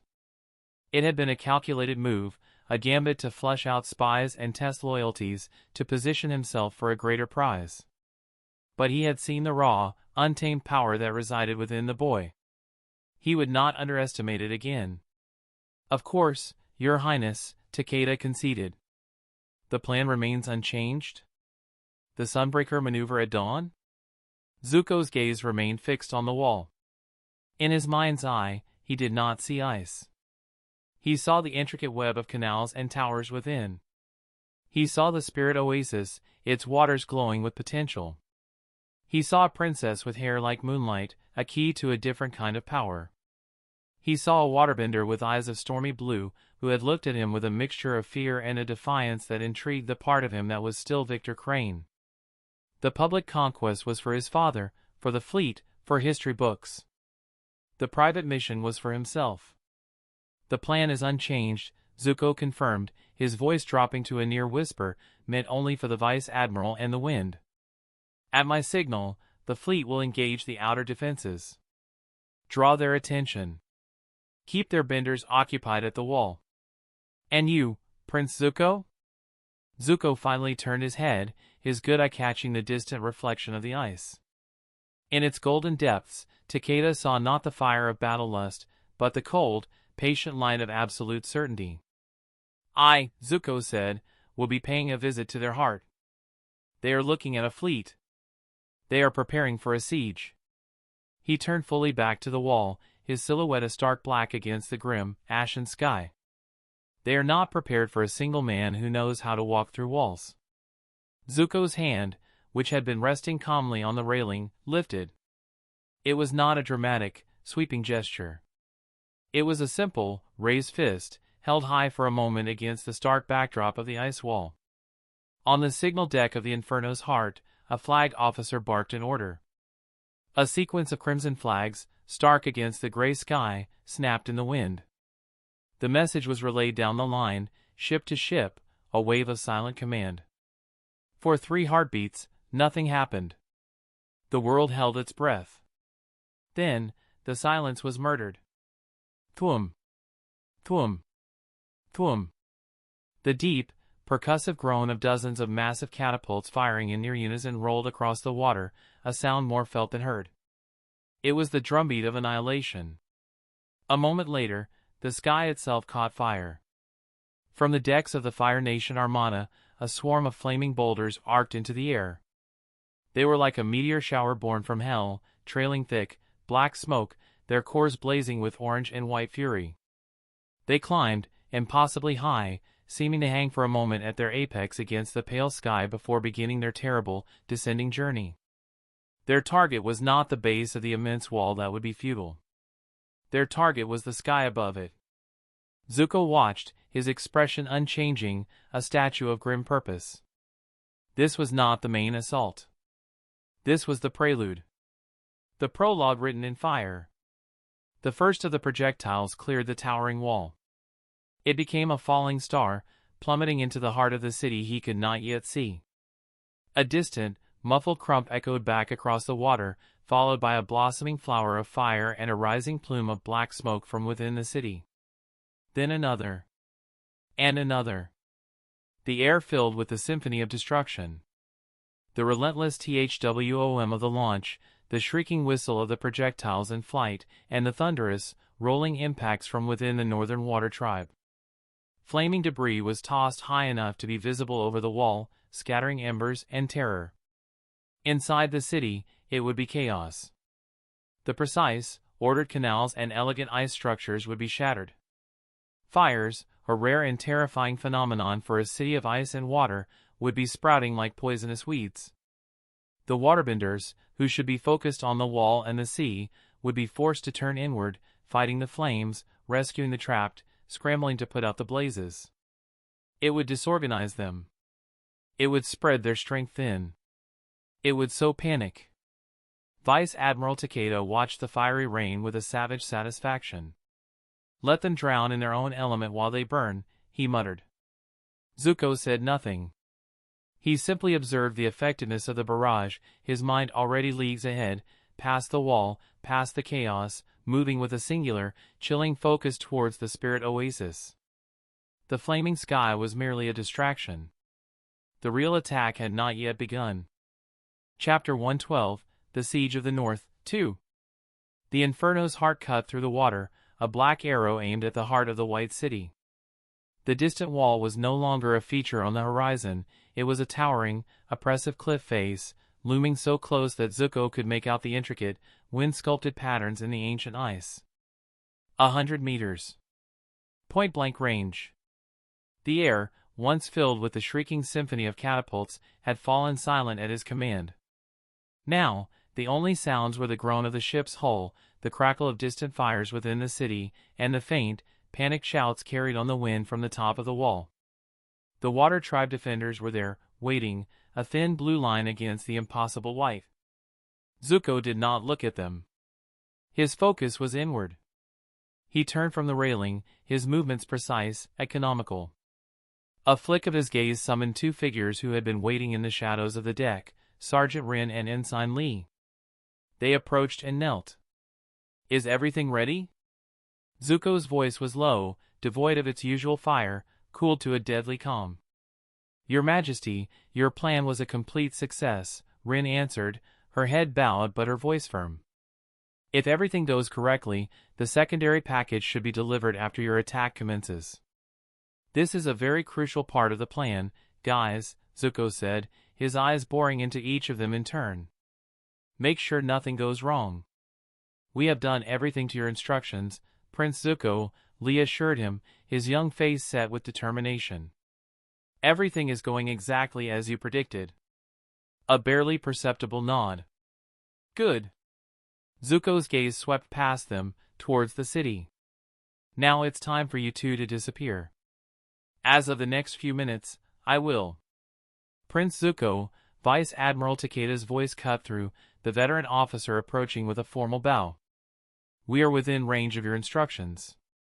Zuko did not finish his sentence. He didn't need to. Rin and Lee understood. They rose as one, offered a final, deep bow, and melted back into the superstructure of the ship without another word. Prince Zuko had done everything there was to do. The speeches were made, the strategies set, the contingencies in place. Now, all they could do was trust that his plans weren't that of a crazy man. He turned back to the wall. The deck around him had filled with a reverent silence. Princess Azula had come forth, her expression unreadable, a carefully crafted mask of detached amusement that didn't quite reach her eyes.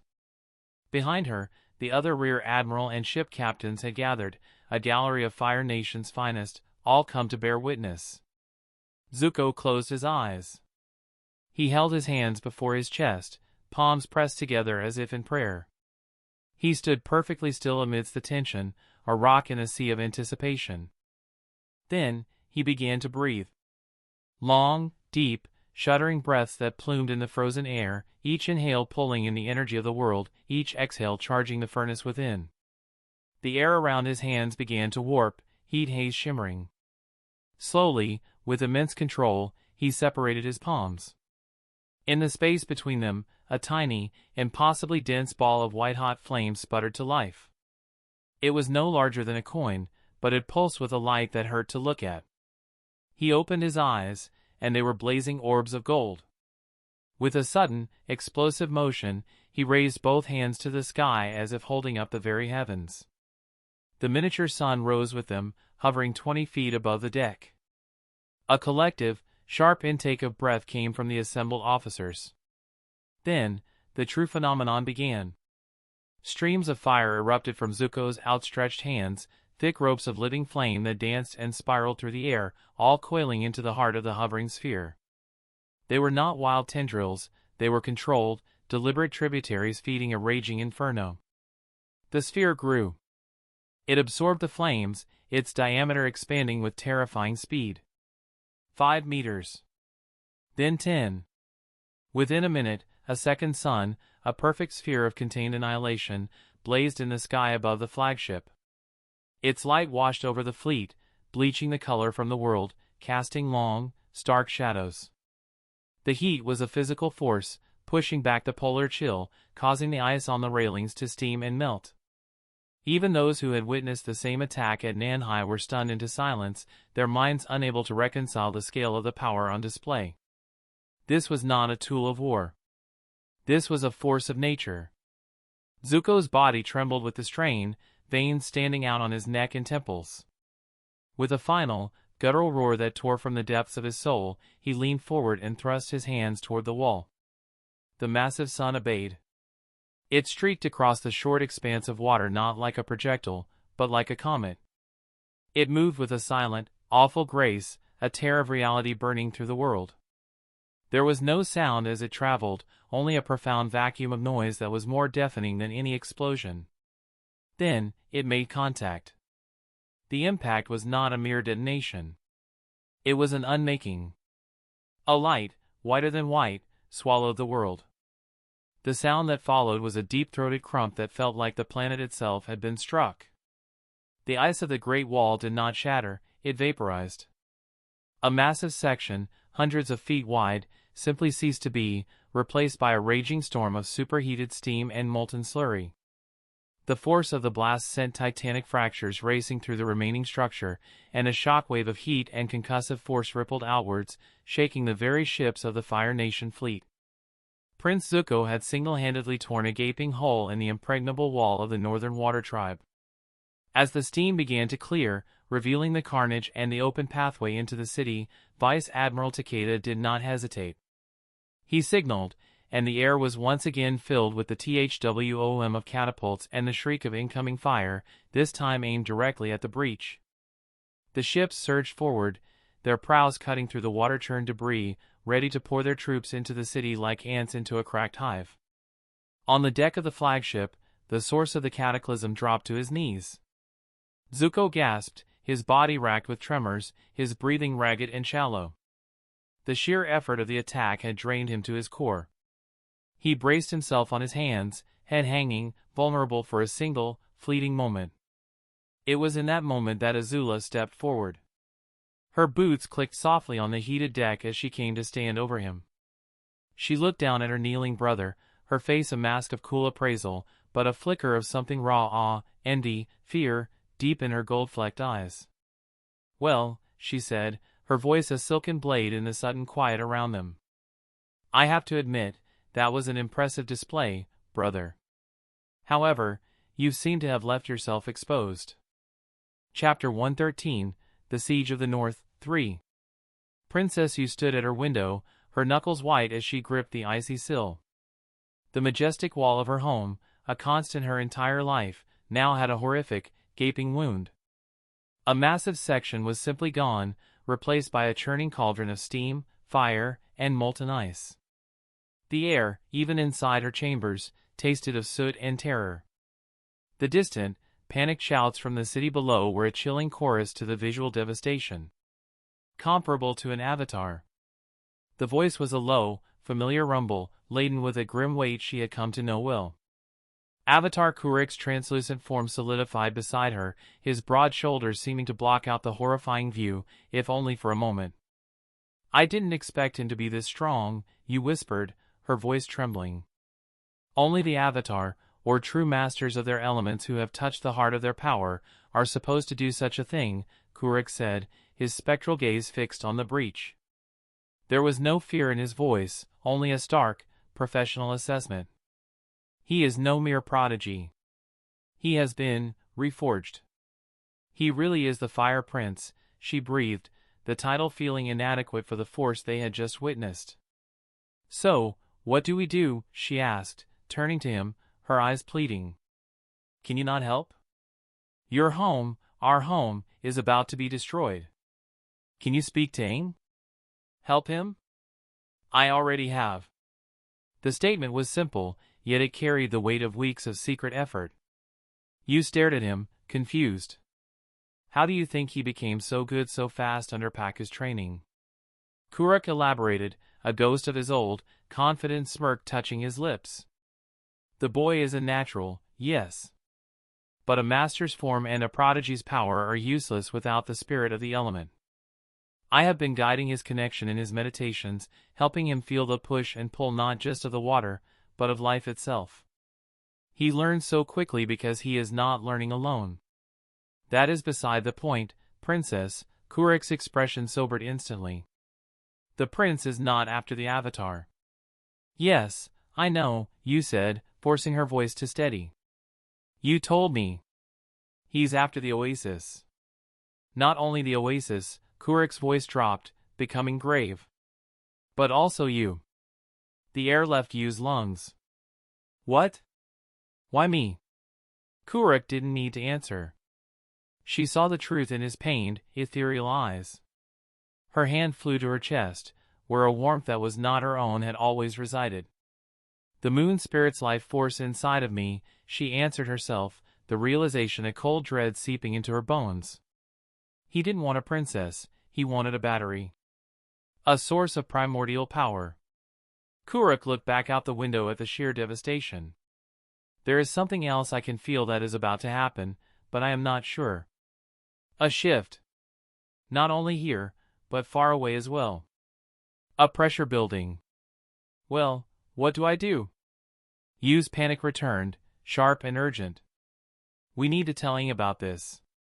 If Prince Zuko really does take me with him, we have no idea what he is planning. You're right, Kuruk conceded. The boy Avatar is your best chance. But don't go looking for him. Go to where he will be. Once the time is right, I will send him to you. The spiritual oasis, she said, the words of vow. Kuruk nodded, his form beginning to fade. Be ready. You didn't hesitate. She turned and burst out of her chamber door, past the two startled guards, her heart hammering a frantic rhythm against her ribs. She had to get to the heart of the city. Back in the now empty room, the air shimmered once more. Another figure appeared next to where Kuruk had been. She was impossibly tall and formidable, her face marked with stark white paint, her presence filling the room with an aura of unyielding resolve. You're awfully involved for someone usually so laid back, Avatar Kuruk. Kyoshi's voice was like the grinding of continental plates. Kuruk's form solidified again, his expression turning grim. You felt it the same as I've felt it. You're only sensing the two things about to happen here and far away, Kyoshi stated. I was sent by Raya. Kuruk stiffened at the name of the third avatar. Raya? Why? We don't know what it is, but something is happening. Something far, far away. A tear in the veil. A stirring in the void where Yogan is trapped. It is reacting to the massive release of spiritual and physical energy here. Kyoshi's painted face was impassive, but her eyes were deadly serious. What does Raya want me to do? Kuruk asked. W. The Avatar must survive this battle, Kuruk. Kyoshi's voice held a finality that brooked no argument. Whatever the outcome may be for the Northern Water Tribe, the Avatar must not be put in danger. What do you mean? Kuruk asked, a spark of his old fire igniting. I just promised her that Aang would be there when the time was right.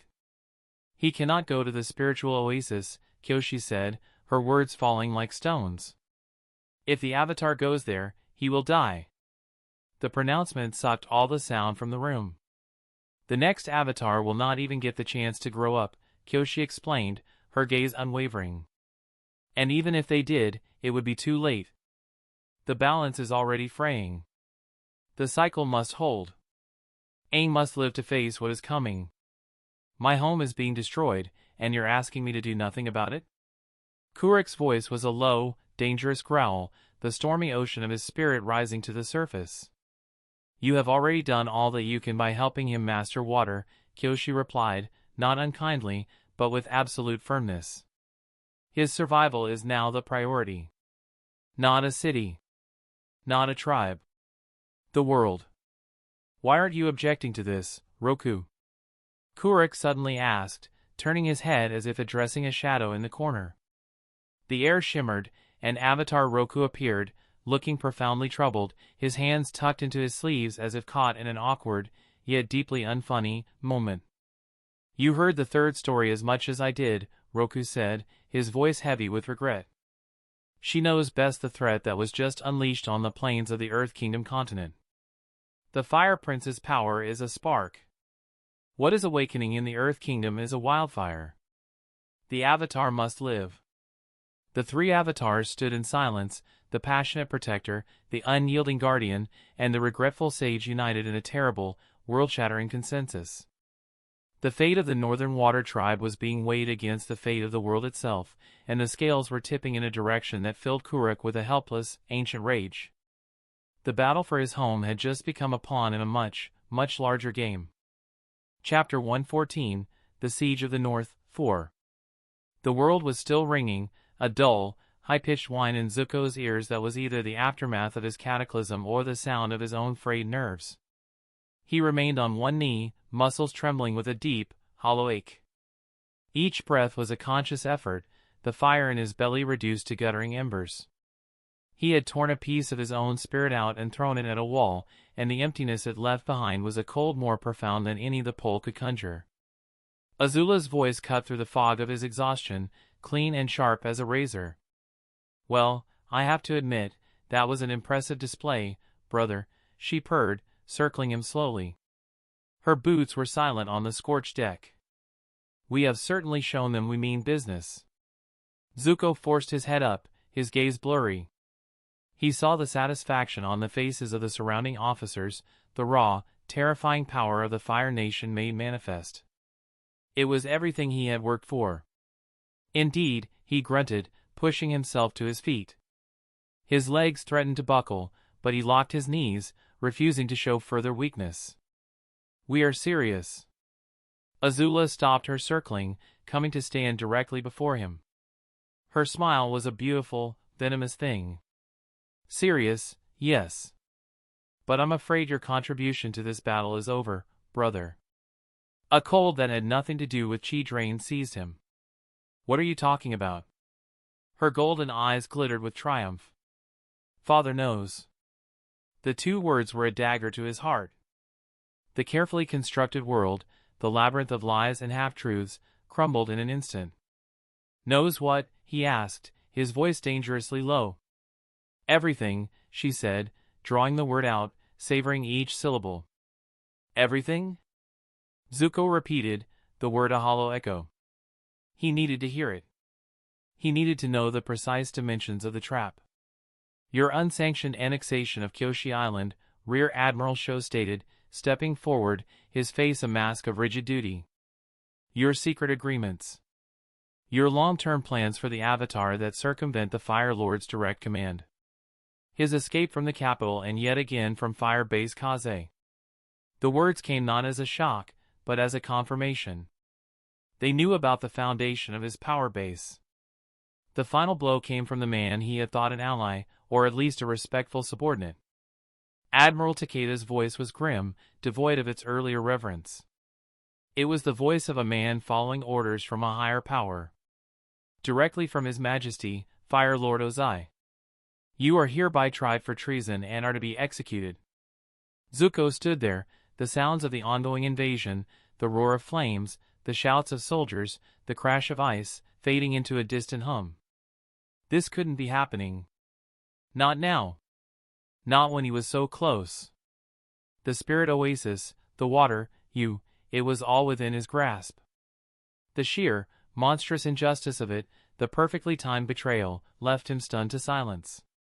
"This can't be happening," he breathed, the words meant for himself. "Oh, it's happening, brother," Azula chirped, her delight palpable. "And guess what? All my statuses and rights have been restored." She took a step closer, leaning in as if sharing a delicious secret. "Meaning, right now, I am who I have always been. Princess Azula." Her smile widened, showing perfect, sharp teeth. "Future Fire Lord." She straightened up, her posture regal and absolute. "Arrest him." The circle of soldiers tightened. Zuko's eyes, hazy with exhaustion, suddenly cleared. The shock burned away, replaced by a familiar, desperate fire. It was a small flame, but it was his. "Do you really expect me to go without resistance?" he snarled, his voice raw. "Not when everything I've planned is this close." Azula's playful demeanor vanished, replaced by a predator's focus. She stepped up, her hands falling into the flawless, poised beginning of a firebending form. The air around her fists began to shimmer with blue heat. "Show me, brother," she challenged, her voice dropping to a deadly whisper. "I've grown tired of your arrogance." It's time you remember just who I am. There was no ceremony, no warning. A whip crack of blue fire, hotter and more concentrated than any orange flame, lashed out from her fingertips. It was not meant to kill, but to maim and humiliate, aimed directly at his legs. Zuko reacted on instinct alone. He threw himself to the side, the movement clumsy and slow. The blue fire seared past, singing the hem of his robe and blistering the deck where he had just been standing. He landed hard, his exhausted body screaming in protest. He rolled, pushing himself back up, his own fire a sputtering, weak orange as he barely managed to deflect a second, precise blast aimed at his chest. The impact sent him stumbling backward, his arms numb.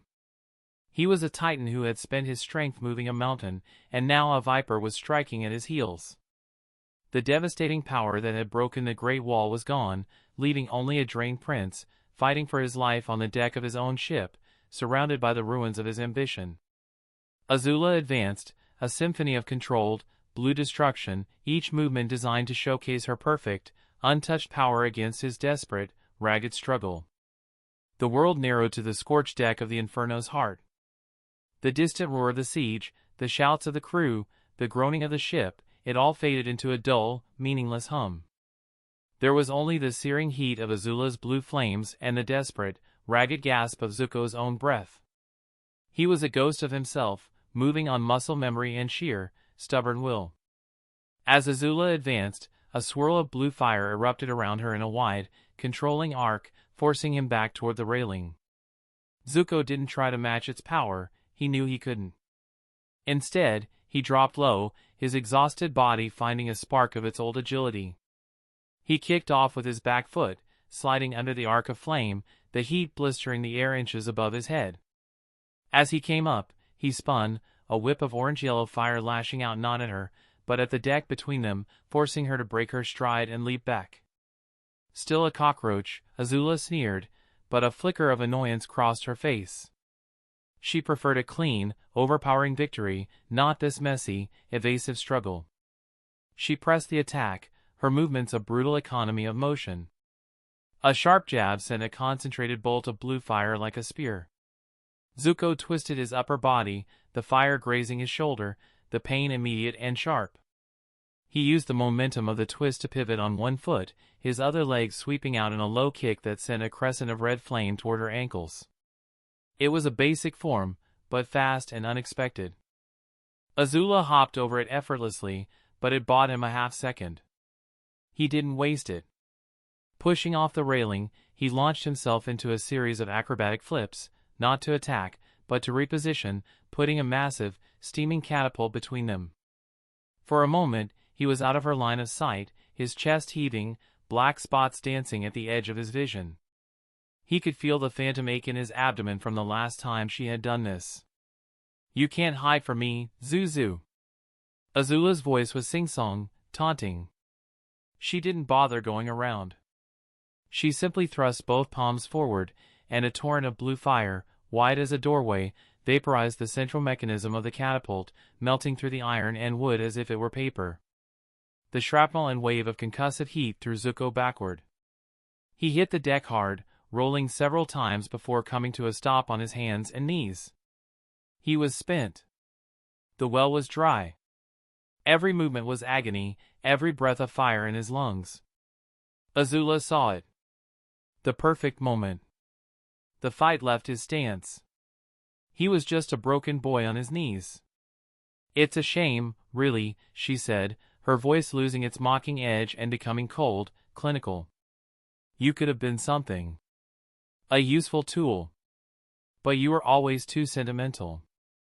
Too much like our mother." The words were meant to wound, but he was too exhausted to feel them. He just watched her, his vision swimming. Then, her posture shifted. The taunting predator was gone, replaced by a conduit of pure, focused energy.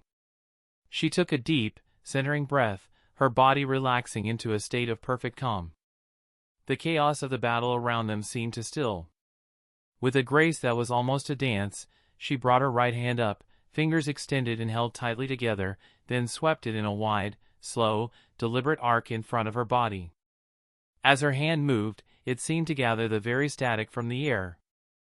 A faint crackle began, invisible but felt in the hairs on the back of Zuko's neck. Her left hand followed, mirroring the motion, completing the circle. The air between her hands began to shimmer, not with heat, but with a gathering, malevolent power. Her fingers on her right hand then curled inward, all except for the index and middle finger, which remained pointed. She drew this hand back, palm open, to the side of her head. Her left arm extended forward, the first two fingers pointing directly at Zuko's heart. The air around her fingertips on her left hand began to glow with a terrifying, sparking white-blue energy. Tiny, vicious forks of lightning snapped and crackled between her two hands, tracing the path of the energy she was so perfectly separating and guiding. The smell of ozone, sharp and metallic, cut through the sense of smoke and sea. Zuko could only watch, paralyzed. He knew this form. He had seen its devastating power. He was too weak to run, too drained to generate a counter, too broken to even stand. "There is no one here to save you this time, brother," Azula said, her voice a low hum that harmonized with the building lightning. With a final, contemptuous flick of her wrist, she completed the circuit. A blinding, searing rope of pure white energy erupted from her fingertips. It wasn't a bolt, it was a lance. It tore through the space between them, ripping the very air apart with a sound like the sky being torn in two. It struck Zuko square in the chest. There was no explosion. There was only an instantaneous, all-consuming agony. It was not fire, it was a billion needles of pure energy shredding through his nerves, his muscles, his very chi. His body went rigid, every muscle seizing at once, arching his back in an unnatural, agonizing curve. He couldn't even scream, the lightning stole his breath, his voice, his thought. For a horrifying second, he was suspended in the air, pinned by the blinding beam of energy, a puppet jerked on a string of pure pain. Then, the force of the impact threw him. He was launched backward like a discarded toy, his body limp and smoking. He cleared the ship's railing, a tangle of limbs and scorched cloth against the ashen sky. There was a moment of weightless, silent flight, the world a blur of gray sea and black ship, before he hit the freezing, churning water of the Arctic Ocean. The cold was a shock that barely registered through the numbness and the lingering, echoing agony of the lightning. The dark, icy water closed over his head, swallowing the last bubbles of air from his lungs, pulling the disgraced, defeated prince down into the abyss. Chapter 115, The Siege of the North, B. For a moment, the only sound on the command deck was the sizzle of fading ozone and the gentle lap of water against the hull where Zuko had vanished. The officers and crew stood frozen, a tableau of shock and dawning terror. They had just witnessed the Crown Prince, the architect of this invasion, the Sunbreaker, be struck down by his own sister. Princess Azula slowly lowered her hand. The faint, acrid scent of her lightning still hung in the air. She smoothed a non-existent wrinkle from her armor, her expression one of serene, unshakable control. "Princess Azula." Vice Admiral Takeda's voice was a strangled mix of fury and fear. He took a step forward, his face ashen. The Fire Lord's orders were explicit. The prince was to be taken alive. His execution was to be a public spectacle in the capital. This was a direct contravention of. Azula's head turned slowly, her golden eyes pinning him in place. The air grew cold. "Vice Admiral," she said, her voice soft yet cutting through his protest like a whip. "My brother chose to resist arrest. He forced my hand. Or are you suggesting I should have allowed a condemned traitor to potentially harm the rightful heir to the throne?" She took a single, deliberate step toward him. "The will of the Fire Lord has been served. Justice has been delivered. Now, you will focus on the siege in front of you." Her gaze swept across the entire command deck, silencing any other dissent before it could form. "The plan remains unchanged. The wall is broken. The city is vulnerable. We will not let this opportunity falter because of sentimentality. Is that understood?" A chorus of "Yes, Princess," echoed across the deck, sharp and immediate. Takeda bowed his head, his jaw clenched so tight it looked ready to crack. He had no choice. The viper had taken the nest. Azula turned her back on them, striding to the forward railing where Zuko had stood just minutes before. She looked upon the breach, her eyes alight with a cold fire. Signal the landing parties. Full assault. Drown them in fire. A horn, deep and mournful, blared from the Inferno's heart. It was answered by a dozen others from the surrounding fleet. The black waters around the ships churned as dozens of metal landing craft were lowered, swarming with Fire Nation soldiers, their armor and spearheads glinting in the hellish light of the burning city.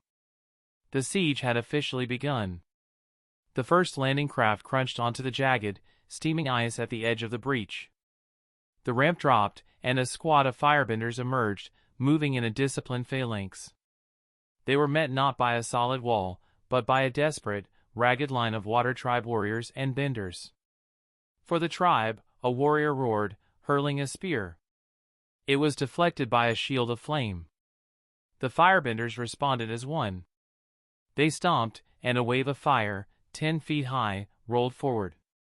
It wasn't aimed at individuals, but at the ground itself, melting the ice, creating a moat of boiling water and steam. A waterbender, a young man with a face set in grim determination, thrust his arms forward. A wall of water rose from the canal behind him, meeting the fire wave with a deafening hiss. The resulting explosion of superheated steam scalded both sides, the air filling with the screams of men whose skin was instantly blistered and melted. This was the new, brutal reality. It was not a clean fight of element against element. It was a meat grinder. A Fire Nation soldier, his face a mask of battle fury, broke from the phalanx and charged a waterbender who was trying to reform the ice. The waterbender, a woman, saw him too late. She turned, a whip of water forming in her hand, but he was already inside her reach. He didn't use fire. He drove his armored fist into her throat. There was a sickening crunch. She dropped, gagging, as he plunged a dagger into her chest. The snow around her turned a deep, violent red. On the left flank, a group of waterbenders worked in unison, their movements a fluid dance of destruction. They pulled a massive wave from a canal, freezing it in midair into a barrage of jagged, spear-like icicles. They hurled it forward, and the projectiles slammed into the Fire Nation line with the force of ballista bolts. Men were impaled, their armor offering little protection.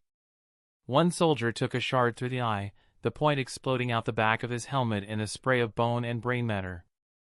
Another was pinned to the molten ground, the ice spear through his gut, his screams a high, piercing counterpoint to the battle's roar. But the firebenders' discipline was terrifying. They didn't break. They saw their comrades fall and advanced over their bodies. They concentrated their fire, not on the benders, but on the ice under their feet. A section of the battlefield, where a dozen waterbenders were holding the line, suddenly glowed orange and gave way, collapsing into a newly created pool of boiling water. The benders thrashed and screamed, their own element turned against them, their skin cooking until they fell silent and still, their bodies floating amidst the chunks of melting ice. Azula watched it all from her command post, her expression one of clinical appraisal. She pointed a single, imperious finger.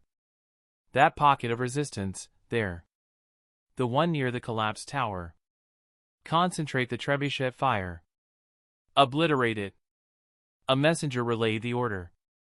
Moments later, a massive, flaming projectile, larger than any before, arced over the wall and crashed directly into the position Azula had indicated. The explosion was cataclysmic, vaporizing warriors and benders alike, sending shrapnel of ice, bone, and metal scything through the air. When the smoke and steam cleared, there was only a smoldering crater. The Fire Nation troops, seeing the display of overwhelming force, let out a guttural cheer and pushed forward, their boots slipping on the blood-slicked, melting ice. They poured into the city streets, a tide of red and black, meeting the desperate, blue-clad defenders in brutal, close-quarters combat. Swords clashed against clubs and spears. Fire met water and flesh. The air grew thick with the smell of blood, burnt meat, and ozone. The grand strategy was over. The brilliant maneuvering was done. This was no longer Zuko's war of intricate plans. This was Azula's war. A war of annihilation. And as the princess of the Fire Nation looked down upon the carnage, a faint, satisfied smile touched her lips. The ice was breaking, and she would ensure it was ground to dust. Chapter 116, The Siege of the North, 6. The breach was a scene from a nightmare, but Aang refused to let it become a slaughterhouse. He moved through the chaos not as a destroyer, but as a furious, compassionate gale. "Katara, on your left," he called, his voice cutting through the din. A firebender, seeing a young girl, lunged at Katara, twin jets of flame roaring from his fists. Aang didn't blast him away. He dropped into a low spin, one leg extended. A vortex of wind erupted around the soldier, not to hurt him, but to disorient him. The flames were ripped from his control, spiraling harmlessly into the sky. The man stumbled, dizzy and confused, and Katara was ready. With a sharp, fluid motion, she pulled a ribbon of water from a nearby puddle, flash freezing it into a thick band of ice that snapped around the firebender's ankles, locking him to the ground. He roared in frustration, but he was neutralized. "Thanks, Aang!" Katara shouted, already turning to the next threat. Her water whips were precise and powerful, disarming soldiers, encasing their hands in ice, or creating slick sheets under their feet to send them tumbling. She fought with a fierce protectiveness, her eyes constantly scanning for Sokka. Aang was a whirlwind. He was the master of an element they couldn't grasp. A squad of 5 firebenders formed a line, unleashing a combined fire blast. Aang didn't retreat. He ran up the wall of flame, using the superheated air as a ramp. At the apex, he flipped backward, his glider staff snapping open for a single, graceful second to alter his trajectory before closing again. He landed behind them. Before they could even turn, he swept his staff in a wide circle. A powerful gust of wind lifted all 5 off their feet, sending them tumbling head over heels into a deep, half-frozen canal. They surfaced, sputtering and shocked, their fire utterly extinguished by the frigid water. He combined his elements with breathtaking creativity. Seeing a group of soldiers advancing on a wounded water tribe warrior, Aang slammed his palms onto the ground. A localized tremor, a subtle application of snowbending principle through air, made the ice beneath the soldiers buckle and crack. As they lost their footing, he summoned a gust from his left, channeling it through a funnel of water he pulled from the air with his right hand. The result was a targeted blast of freezing mist that coated the soldiers in a thick layer of rime, frosting their armor shut and blinding them temporarily. They collapsed, shivering and helpless. "Woohoo! That's the way, Aang!" Sokka's voice boomed from a pile of crates. He wasn't a bender, but he was a force of chaos. He'd fashioned a makeshift bola from a length of rope and 2 heavy, frozen fish. He spun it over his head and let it fly. It wrapped perfectly around the legs of a firebender who was about to roast a tribesman, sending him face first into the slush. Sokka leaped down, his boomerang already in his other hand. "Boomerang! You do always come back," he yelled, hurling it. It sailed in a wide, improbable arc, clonking a soldier on the back of the helmet just as he was about to throw a fire dagger. The man crumpled, and the boomerang spun neatly back into Sokka's waiting hand. He fought with a wild, joyful energy, using the environment. He slid down an icy incline, kicking a soldier's feet out from under him, then used the man's own spear to trip another. He was a strategist, a trickster, and he was loving every minute of it. Aang saw a firebender officer directing troops from a slightly elevated position on a shattered ice sculpture. The man was skilled, creating defensive walls of fire. Aang knew he had to be taken down. He took a running start, airbending a boost under his feet to launch himself into a series of impossible, spinning leaps. He moved like a leaf on the wind, zigzagging through incoming fire blasts, each one missing him by inches. He landed on a precarious, tilting piece of wall above the officer. The officer looked up, snarling, and unleashed a sustained torrent of fire. Aang didn't counter with air. Instead, he used a powerful downward gust to divert the fire into the ground around him, creating a circle of molten ice. Then, he stomped his foot. The unstable wall he was on shattered. But Aang wasn't falling. He rode the largest chunk down like a surfboard, using airbending to control its descent. As it slammed into the ground in front of the stunned officer, Aang leaped off, landing lightly. Before the man could react, Aang unleashed a controlled, circular blast of air that lifted the officer off his feet, spun him 3 times in the air to disorient him, and deposited him neatly into a nearby, empty water trough with a wet, undignified thud. Aang stood panting, his gray eyes sweeping the battlefield. He saw the fires, the fallen, the fear. He saw Katara, her face set in determined lines, fighting to protect. He saw Sokka, a beacon of defiant spirit. He was injuring, trapping, humiliating, doing everything in his power to stop the advance without taking a single life. But as more and more black-clad soldiers poured through the breach, a cold dread settled in his stomach. He was a storm of restraint, but he was fighting against a tide of pure, unrestrained malice. And he didn't know how long compassion could hold the line. The coordinated defense was holding, a small pocket of order in the maelstrom of the breach. Aang, a blur of orange and gray, used a controlled vortex to disarm 3 firebenders at once, sending their flames spiraling skyward before Katara encased their feet in solid ice. Sokka, with a triumphant yell, used his club to knock the helmet off a 4th, the ringing clang echoing satisfyingly in the chaos. Just then, a young Water Tribe scout, his face pale beneath his war paint, slid to a stop beside Master Pakku, who was directing waterbenders and reinforcing a secondary ice wall. Master Pakku, the scout gasped, clutching a stitch in his side. A report, from our lookouts on the eastern spire, they saw it through their spyglasses. Pakku didn't turn, his hands still moving in a fluid motion, shoring up the ice. Saw what, boy? Spit it out. The Fire Nation flagship, there was a fight on the deck. This caught Aang's attention. He landed lightly nearby, his staff in hand. Katara and Sokka moved closer, their faces etched with curiosity and dread. What kind of fight? Katara asked, her voice tight. The prince. Prince Zuko, the scout stammered, his eyes wide. He was fighting, the princess. The one with the blue fire. A collective stillness fell over their small group. The sounds of battle seemed to fade for a moment. Zuko and Azula were fighting? Sokka echoed, disbelief warring with a flicker of hope. Did they knock each other off the ship? Please tell me they knocked each other off the ship. The scout shook his head, his expression grim. No, sir. It wasn't a long fight. The prince, he looked exhausted. He could barely stand. The princess, she was toying with him. And then, he swallowed hard. Then she used lightning.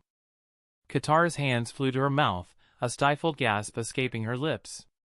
Her eyes, wide with shock, met Aang's.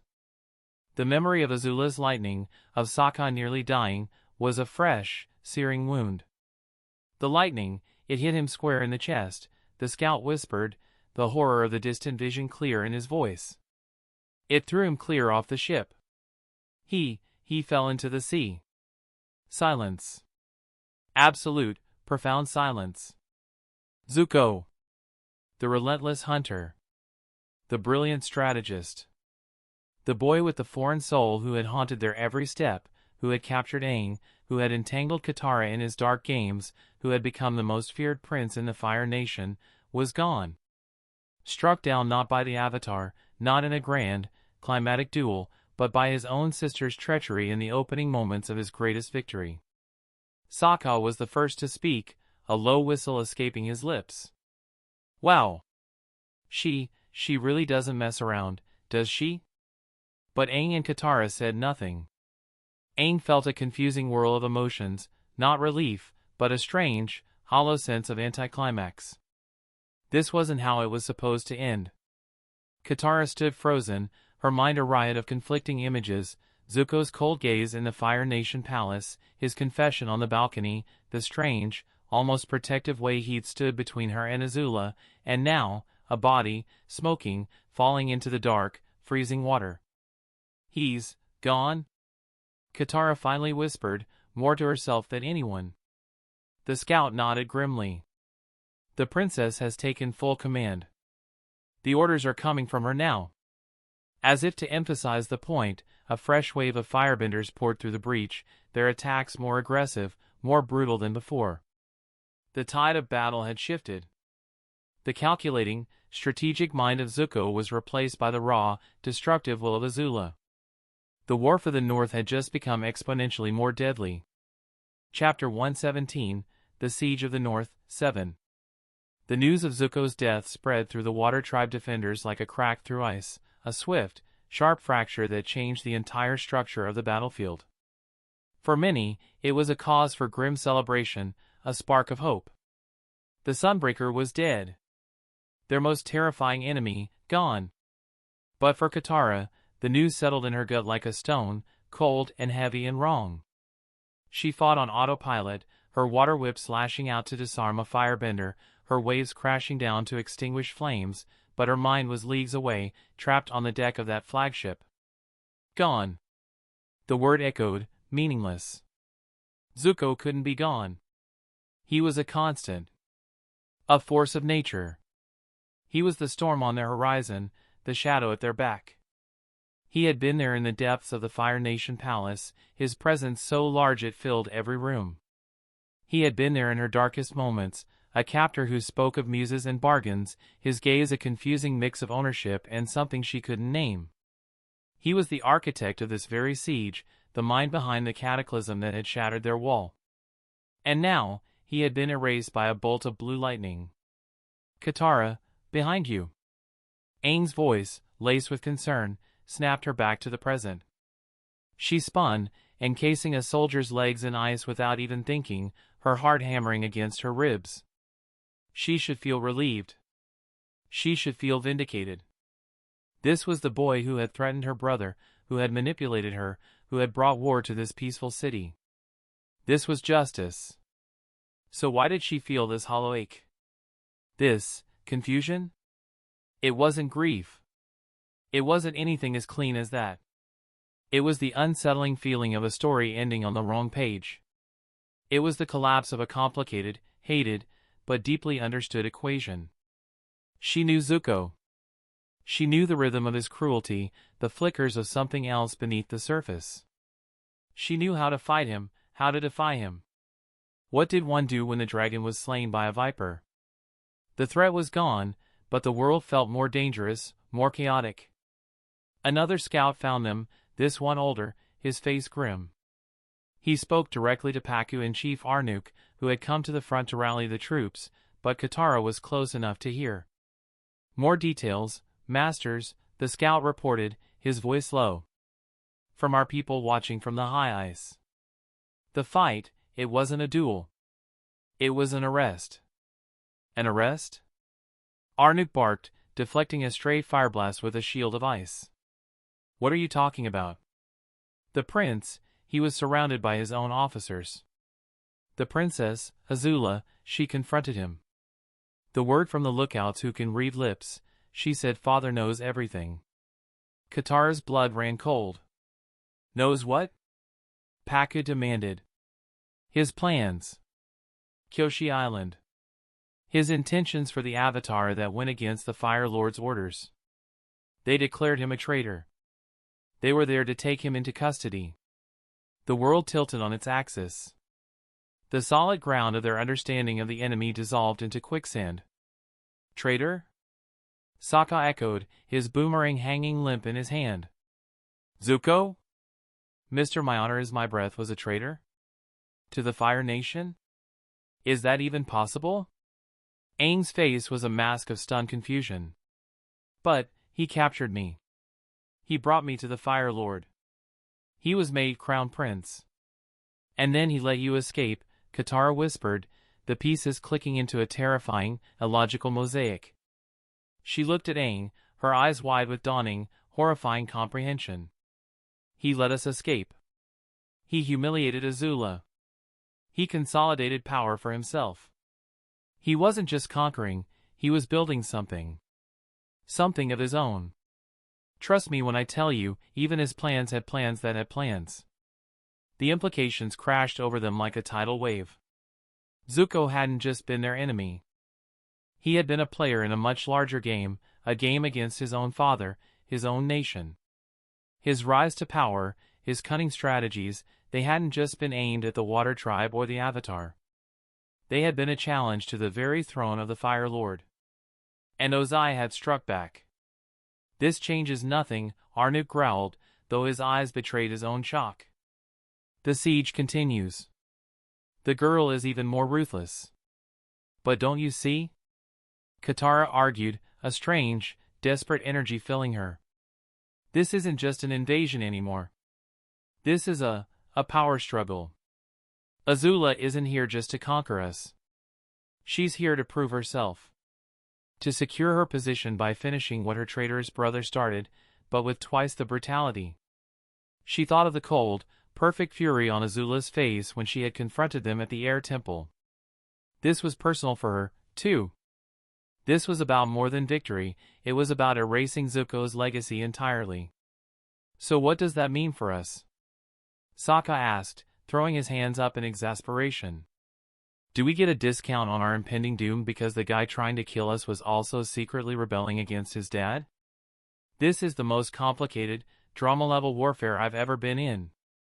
It means they are fractured, Aang said, his voice gaining a new, thoughtful intensity. He looked at the relentless waves of firebenders. It means the enemy we are fighting is not a unified force. Azula is in command, but how many of these soldiers were loyal to Zuko? How many of his advisors, like that Lieutenant G he trusted back on Kyoshi? Are they following her orders willingly, or are they just as trapped as we are? The battlefield, once a simple, brutal equation of fire versus water, was now a tangled web of conflicting loyalties, secret plots, and fratricidal vengeance. The death of the Fire Nation prince hadn't simplified the war, it had made it infinitely more complex and unpredictable. Katara looked out at the raging fires, the falling soot, the relentless advance of soldiers in red armor. Zuko was gone. The boy who had looked at her and seen a muse, who had confessed a desire for her to be his woman, who was both her jailer and her strange, twisted protector, was at the bottom of the sea. And in his place was a void, filled by a sister who knew only how to destroy. The victory felt hollow. The future felt terrifyingly, dangerously unknown. The dragon was dead, but the fire was burning hotter than ever. The chaos of the battle faded into a dull roar as Pakku and Arnuk stepped into the relative quiet of a fortified command post, a small, ice-carved alcove just behind the main line. The news of the prince's death hung between them, not as a relief, but as a troubling puzzle. Something is not right, Arnuk, Pakku murmured, his voice low so the nearby soldiers couldn't hear. His sharp eyes scanned the battlements, but his mind was elsewhere. Think about it. Everything we know of this prince. His cunning. His foresight. He orchestrated the Avatar's capture and escape to his own benefit. He outmaneuvered his own sister, the Fire Lord's favorite, not once, but repeatedly. He consolidated power under his father's nose. Arnuk nodded, his brow furrowed deeply. A boy who plays a game that intricate does not get caught so flat-footed. To be arrested so publicly, on the deck of his own flagship, at the moment of his greatest triumph? It reeks of a staged performance. Precisely, Pakku agreed, his fingers stroking his beard. And then there is the matter of my nephew. He spat the word like a piece of bad meat. He arrives after decades, a ghost from a past we thought buried, speaking of a wealthy patron and business at the North Pole. He appears, and within a day, the Fire Nation prince, a master strategist, is conveniently dead?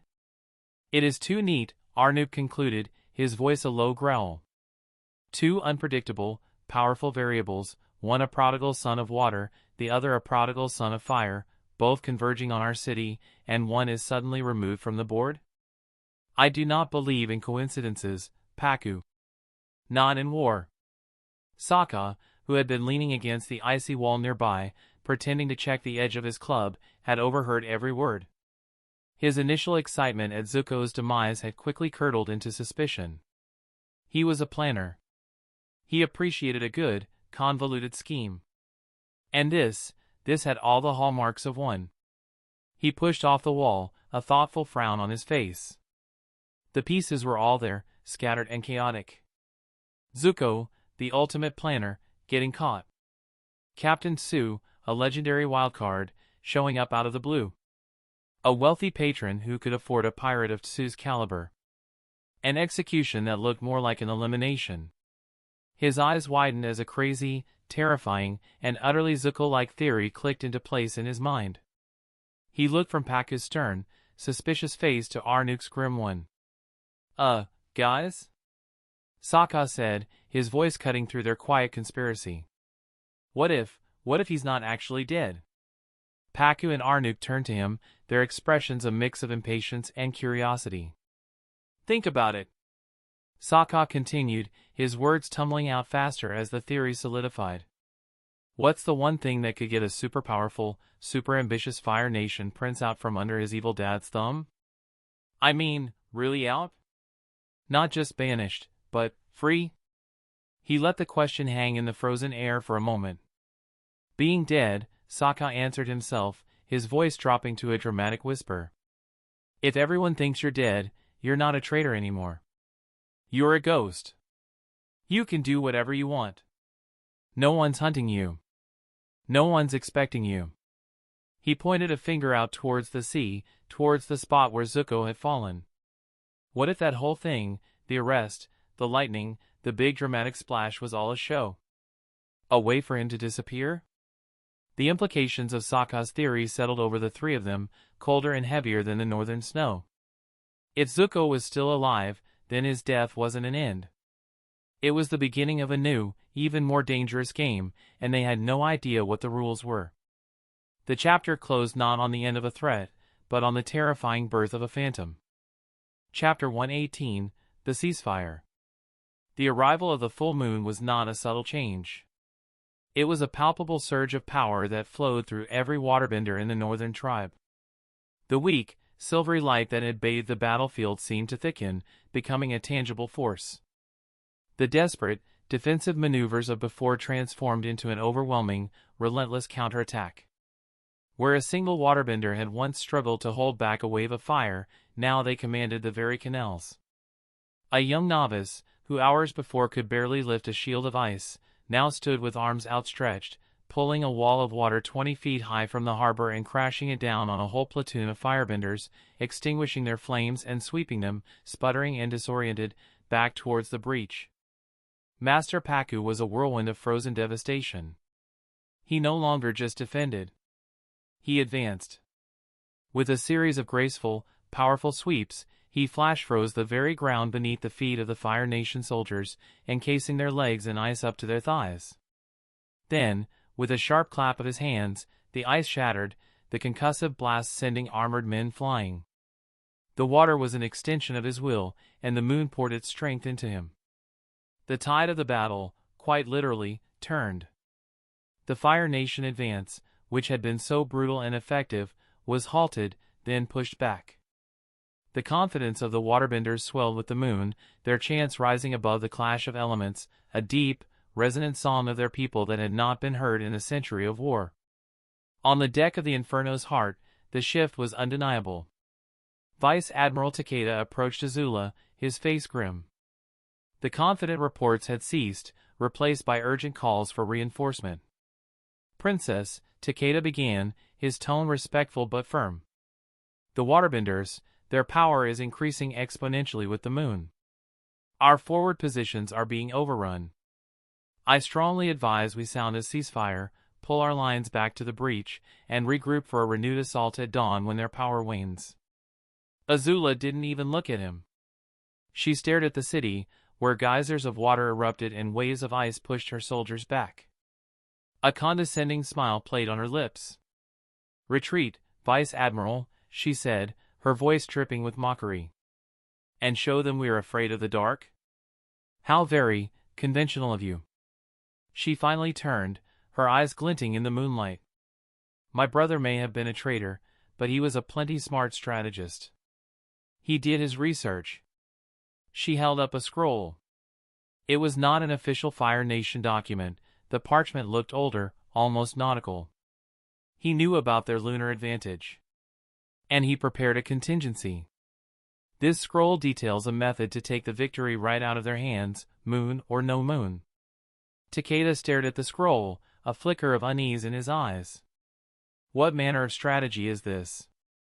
One that requires precision, not a brutish retreat, Azula said, rolling the scroll back up with a definitive snap. But for now, we can call a ceasefire, Vice Admiral. Let them have their moment in the moonlight. It will make their despair all the sweeter when we snuff it out.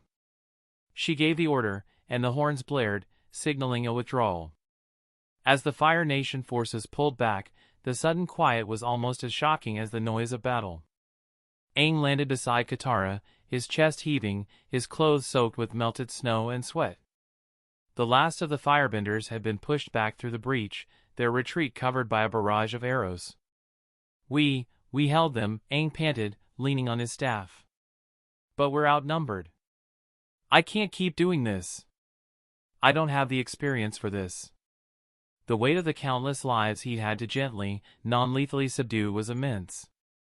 He looked to Katara for reassurance, but found her gaze distant, fixed on the dark sea beyond the broken wall. Her body was here, but her mind was elsewhere, lost in a labyrinth of conflicted feelings and Sokka's terrifying theory. Just then, Sokka arrived, sliding to a stop. Aang!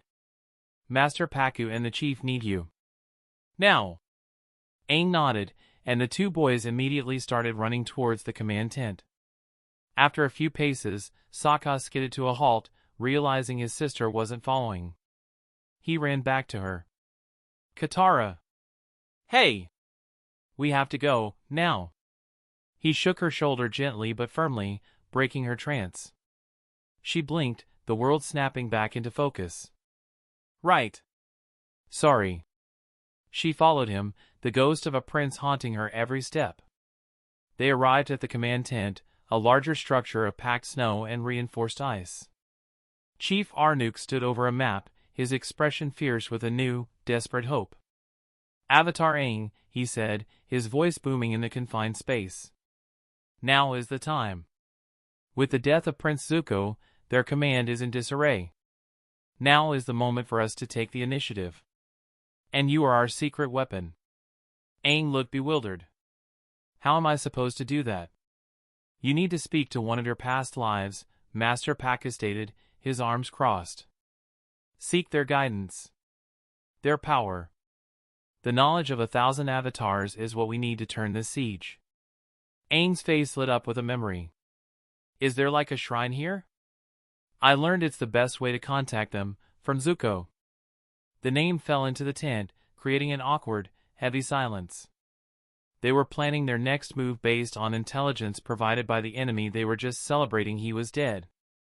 Pakku cleared his throat, masterfully sidestepping the uncomfortable moment. There is a place I can guide you to. The spiritual oasis. It is the most sacred place in our culture. It is a font of spiritual energy and also serves as a shrine to the past Water Tribe avatars. If you are to connect anywhere, it will be there. The path was set. As the ceasefire held under the brilliant, empowering full moon, Aang's mission shifted from the physical defense of the city to a journey into the spirit world, guided by the very enemy whose shadow still loomed over them all. Chapter 119, The Heart of the Tribe. The journey to the spirit oasis felt like moving into another world. The cacophony of the battlefield, the shouts, the roar of flames, the crash of ice, faded with every step down the secluded, spiraling pathway guarded by elite warriors. The air, which had been sharp with cold and thick with smoke, grew still and warm. When Master Pakku finally led Aang, Katara, and Sokka through a final, narrow archway, they stepped into a place that defied reality. It was a pocket of perpetual spring.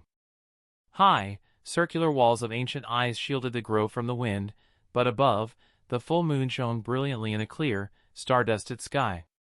The ground was a soft carpet of green grass, dotted with vibrant, alien-looking flowers that bloomed in defiance of the Arctic wasteland just beyond the walls. The very air hummed with a gentle, potent energy, the spiritual power so thick it was almost breathable. At the center of it all was a small, perfectly still pool of water, so clear it seemed to be made of liquid glass. And in its center, two koi fish, one white, one black, each with a spot of the other's color, swam in a silent, eternal circle. Their dance was hypnotic, the push and pull of their movement feeling like the very heartbeat of the world. "This is it," Paka said, his voice hushed with reverence. "The spirit oasis. ATLA, the moon and ocean spirits. This is where you must meditate, Avatar Aang." Aang approached the water's edge, feeling the spiritual energy wash over him like a warm tide. It was familiar and alien all at once. He glanced at the small, traditional shrine built of smooth, dark stone at the pool's edge. "I'll try," he said, his voice small in the immense quiet. As Aang settled into a meditative pose before the shrine, Katara stood transfixed, not by the spirits, but by the sheer, impossible serenity of the place. It was a sanctuary, a world away from the war and the death and the confusing, haunting thoughts of a prince falling into a dark sea. For the first time since the scout's report, her mind felt quiet. Sokka, however, was on edge. The beauty of the place was lost on him. To him, it was a tactical nightmare, a hidden, soft target. So this is the big secret heart of the Water Tribe? It's cozy and super defenseless. Shouldn't there be, like, a giant wall or something? Its secrecy is its defense, young man, Paka chided softly, though his own eyes scanned the high icy walls with a master's vigilance. Back in the city, the ceasefire was a tense, fragile thing. Fire Nation troops held the breach, their campfires glowing like malevolent eyes in the night, while Water Tribe warriors watched from the shattered ramparts, their strength still thrumming with the power of the moon. On the flagship, Azula unrolled the scroll once more, her eyes tracing the intricate diagrams next to Zuko's precise notations. It was not a plan for a new weapon or a troop maneuver. It was a treatise on the spirit oasis itself, detailing the legend of ATLA. And in the margin, in Zuko's sharp, decisive script, was a single, underlined sentence.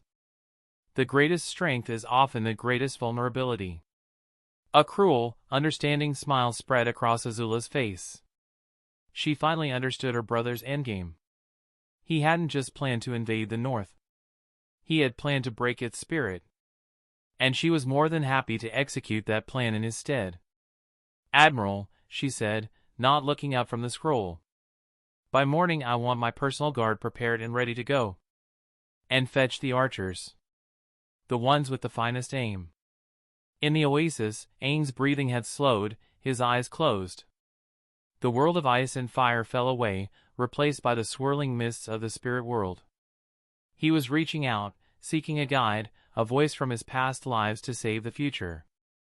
The profound silence of the spirit oasis was broken only by the gentle lapping of water and Aang's steady, meditative breaths. The weight of the moment pressed down on them all. Pakku watched the young Avatar for a long moment before turning to Sokka and Katara, his voice a low, urgent whisper. "The ceasefire will not last. Azula is not one for patience. I must return to the War Council. We need to plan our next move, to anticipate hers." Sokka's eyes lit up with strategic fervor. "Finally! A meeting where I can actually contribute something other than being a human shield for fancy fish." He shot an apologetic glance at the circling koi. "No offense." He turned to his sister. "Katara, you should stay here. Guard Aang. If anything spiritual happens, you're the best one to handle it." Katara, her gaze still fixed on the tranquil pool, merely nodded. Her mind was a calmer sea now, the oasis's serenity acting as a balm. Protecting Aang was a clear, simple purpose she could cling to. Pakka gave a curt nod of approval. "Very well. Sergeant Sokka, with me." The use of the title, even if self-proclaimed, made Sokka puff his chest out with pride before he followed the old master out of the grove, leaving Katara alone with the meditating Aang and the ancient, circling spirits. 5,000 miles away, the air was not serene. It was thick with smoke, ambition, and fear. In the heart of the Fire Nation capital, within the opulent, intimidating war room of the royal palace, Fire Lord Ozai sat upon his throne, a statue of simmering rage. His most trusted and most terrified admirals and generals were in a state of barely controlled panic. "The implications are catastrophic, my lord," shouted Admiral Gowan, slamming a fist on the map table. "The noble families are already whispering. If the princess has openly moved against the crown prince, it signals a fracture in the royal house. They will see weakness. Worse than weakness, insurrection." General Mack countered, his face flushed. "The annexation of Kyoshi Island without your direct seal? Marrying his officers into political unions as if he were a sovereign king? It reeks of building a rival power base." "And the Avatar," another voice cried out. "We all know the rumors. He didn't just escape Firebase Kaze. The escape here in the capital was also the prince's doing. He was allowed to escape. The prince orchestrated the entire thing to humiliate the princess and elevate his own status. He plays his own game, my lord, with the world as his board." The room devolved into a cacophony of accusations and fears. They spoke of Zuko's spy network, his counterintelligence against their own, his chilling, revolutionary firebending that answered to no master but himself. Every triumph of the Fire Nation prince was now being reframed as an act of treason against the Fire Lord. Ozai listened, his face an unreadable mask of polished stone. The flames in the great braziers around the room flared and danced with the rising tempers. Finally, he rose to his feet. The room fell instantly silent. He did not speak. He took a slow, deep breath, and then roared. A torrent of pure, white-hot fire erupted from his mouth, a controlled inferno that roared over the heads of his cowering council, bathing the entire chamber in a terrifying, blinding light and unbearable heat for a single, heart-stopping second. The flames vanished as quickly as they came, leaving the smell of ozone and sheer terror in their wake. "Enough," Ozai's voice was soft, yet it carried the finality of a tomb sealing shut. "Your hysterics are beneath this council. You speak of things I have suspected for months." A stunned silence greeted his words. "Prince Zuko's ambition has always been a tool," Ozai continued, his golden eyes sweeping over them. "A dangerous, double-edged sword, but a tool nonetheless. He has consolidated power, yes. He has broken traditions, yes. But he has also broken the Earth Kingdom's back at Nanhai and delivered the Avatar to our doorstep, twice. His methods are unorthodox. But they have brought us to the cusp of total victory multiple times." He leaned forward, his presence dominating the room. "Princess Azula understands this. Her confrontation is not a betrayal of the throne. It is a reassertion of its ultimate authority. She will remind my son, in the most direct terms possible, of who is truly in charge. Trust in her. And trust in my judgment." The council could only bow their heads, thoroughly chastised and utterly terrified. Just as the tension seemed to dissipate under Ozai's iron will, the great, ornate doors to the war room burst open with a force that shattered the silence. Standing in the doorway, backlit by the torches of the hall, was a figure no one in the room had seen in 5 years. His uniform was worn and travel-stained, but the insignia of a crown prince's personal guard was still visible.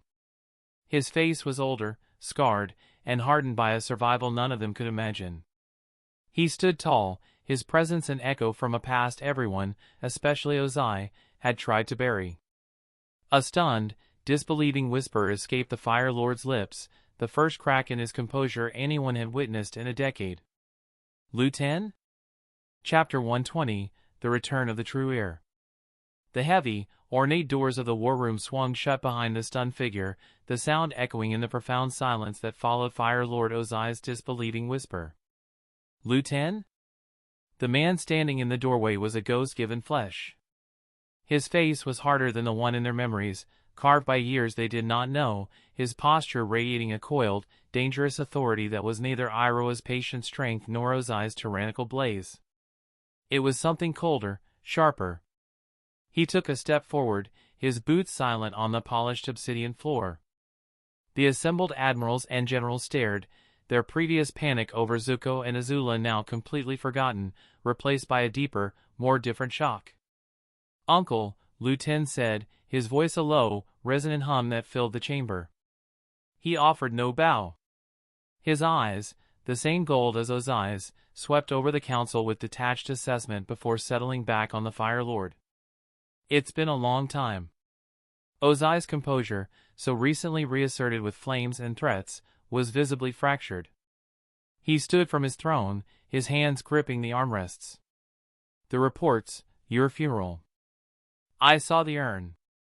The words were uncharacteristically hesitant, the questions of a man confronting a broken fundamental law of his world. "A necessary deception," Lu Ten replied calmly, as if discussing troop deployments. "One that, it seems, was more convincing than even I intended." His gaze flickered to the map table, to the markers representing the battle in the north. "I see the family continues its passionate disagreements." Admiral Gowan found his voice, a strangled, "This is impossible." "You fell at Ba Sing Se." "I rose from it," Lu Ten corrected, his tone flat. "While you all debated tactics and succession, I was building. Learning. Waiting for the right moment to return and correct the course of this nation." Ozai's initial shock began to curdle into something darker, more suspicious. The appearance of a rival heir, one with a potentially stronger claim and a proven capacity for grand deception, was a threat far beyond an ambitious daughter or a traitorous son. "Correct what course?" Ozai's voice regained its dangerous edge. "My reign has brought the world to its knees." "Has it?" Lu Ten asked, a faint, almost imperceptible smile on his lips. "Or has it simply scattered embers, waiting for a wind to either extinguish them or fan them into a wildfire you can no longer control? My father's retreat broke our momentum. Your purges and paranoia have fractured our inner strength. And my cousin Zuko," he let the name hang, "plays games with children and pirates while believing himself a king." He took another step into the room, his presence demanding the attention of every single person there. "The Fire Nation requires a leader who understands that true power is not just conquest, but unshakable control. A leader who plans not for the next battle, but for the next century. A leader who is willing to die to make that future possible." He stopped, finally standing directly across the map table from Ozai. The two men, uncle and nephew, Fire Lord and Ghost Prince, stared at each other. The air crackled with a new, more dangerous tension. "The age of petty squabbles is over," Lu Ten declared, his voice ringing with absolute conviction. "I have returned to claim my birthright. And I suggest you all decide, very quickly, whether you will help usher in the dynasty that was always meant to be, or become relics of a flawed and fading reign. The death of my grandfather. Fire Lord Azulin." The silence in the war room was absolute, broken only by the crackle of the central fire pit. Ozai's face, a moment ago a mask of shocked recognition, hardened into a visage of cold, murderous fury. The mention of his father's death was a line no one dared to cross. "You tread on ground that will burn you, boy," Ozai's voice was a low, venomous hiss. "You speak of things you cannot possibly comprehend. You were not there." "I comprehend that my father, Crown Prince Iroh, firstborn son of Fire Lord Azulin, was the rightful heir." Lu Ten's reply was calm, unnervingly so. He stood with his hands loosely at his sides, a stark contrast to the tense postures of the generals around him. "I comprehend that upon the news of my supposed death, my grandfather suddenly perished in the night soon after that. And I comprehend that you, uncle, ascended the throne with a speed that many found convenient." Admiral Gowan, pale and sweating, found a shred of courage. "Prince Lu Ten, these are grave and unsubstantiated accusations. The official record states that Fire Lord Azulin died of natural causes. To suggest otherwise is treason." "Treason?" Lu Ten's gaze sliced toward Gowan, making the older man flinch. "Is it treason to seek justice for a murdered grandfather? Is it treason to demand the throne for the bloodline that was wrongfully usurped? My father was the rightful heir. I am his firstborn son. The line of succession flows through me, not through the brother who stole it in a night of bloody ambition.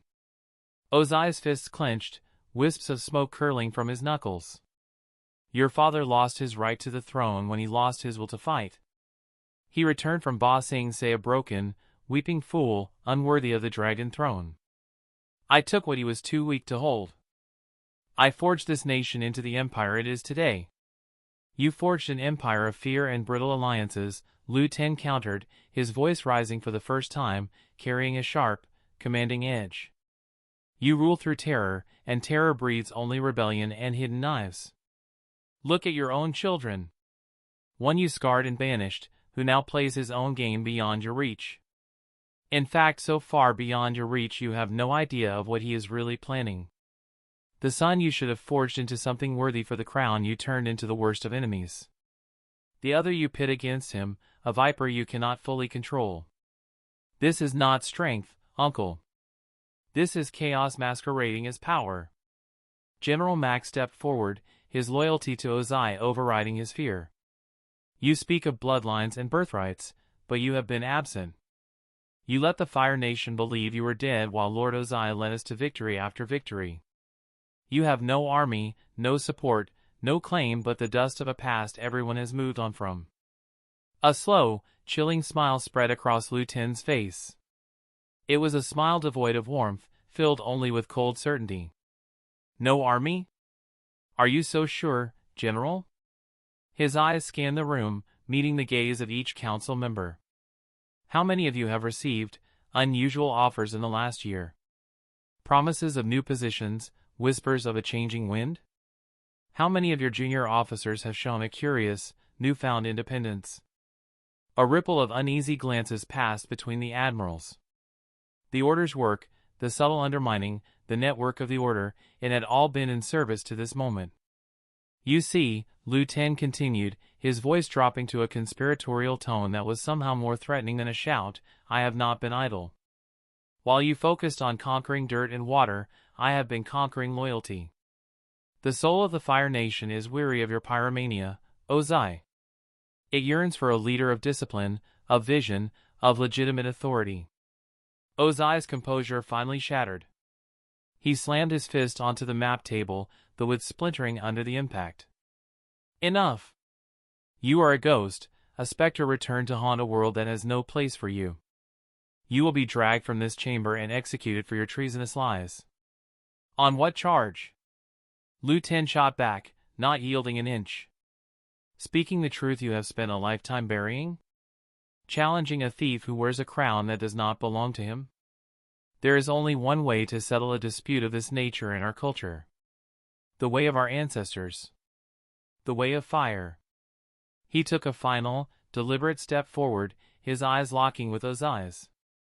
The air in the room grew so thick with tension it was difficult to breathe. I challenge you, Ozai.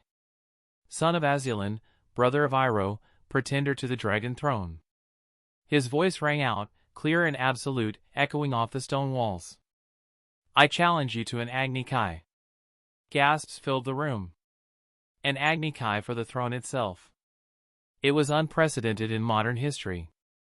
The terms are simple, Lu Ten declared, his gaze sweeping the council, ensuring they were all witnesses. We meet at sunset in the capital's main arena. No intermediaries. No excuses. Winner claims the crown and is recognized as the one, true Fire Lord. The loser is ash.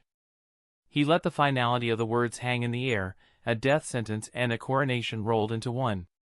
He had not just challenged Ozai's power, he had challenged his very legitimacy, dragging the family's darkest secret into the light and offering a brutal, traditional solution in front of the entire war council. Ozai was trapped. To refuse was to admit weakness and validate Lu Ten's accusations. To accept was to risk everything against a nephew whose power was a complete unknown, a ghost who had returned from the grave with fire in his eyes and a cold, calculated plan for the throne. The Fire Lord's face was a mask of pure, incandescent rage. The flames in the braziers roared higher, responding to his fury. He looked at the ghost of his nephew, at the stunned faces of his council, and knew his reign, built on a foundation of murder and fear, faced its greatest threat not from the Avatar or the Water Tribes, but from within his own bloodline.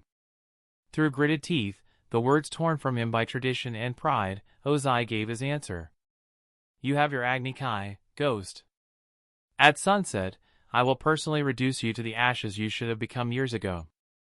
That's the end of this tale for now. Thank you for watching and I'll see you in part 11. Peace.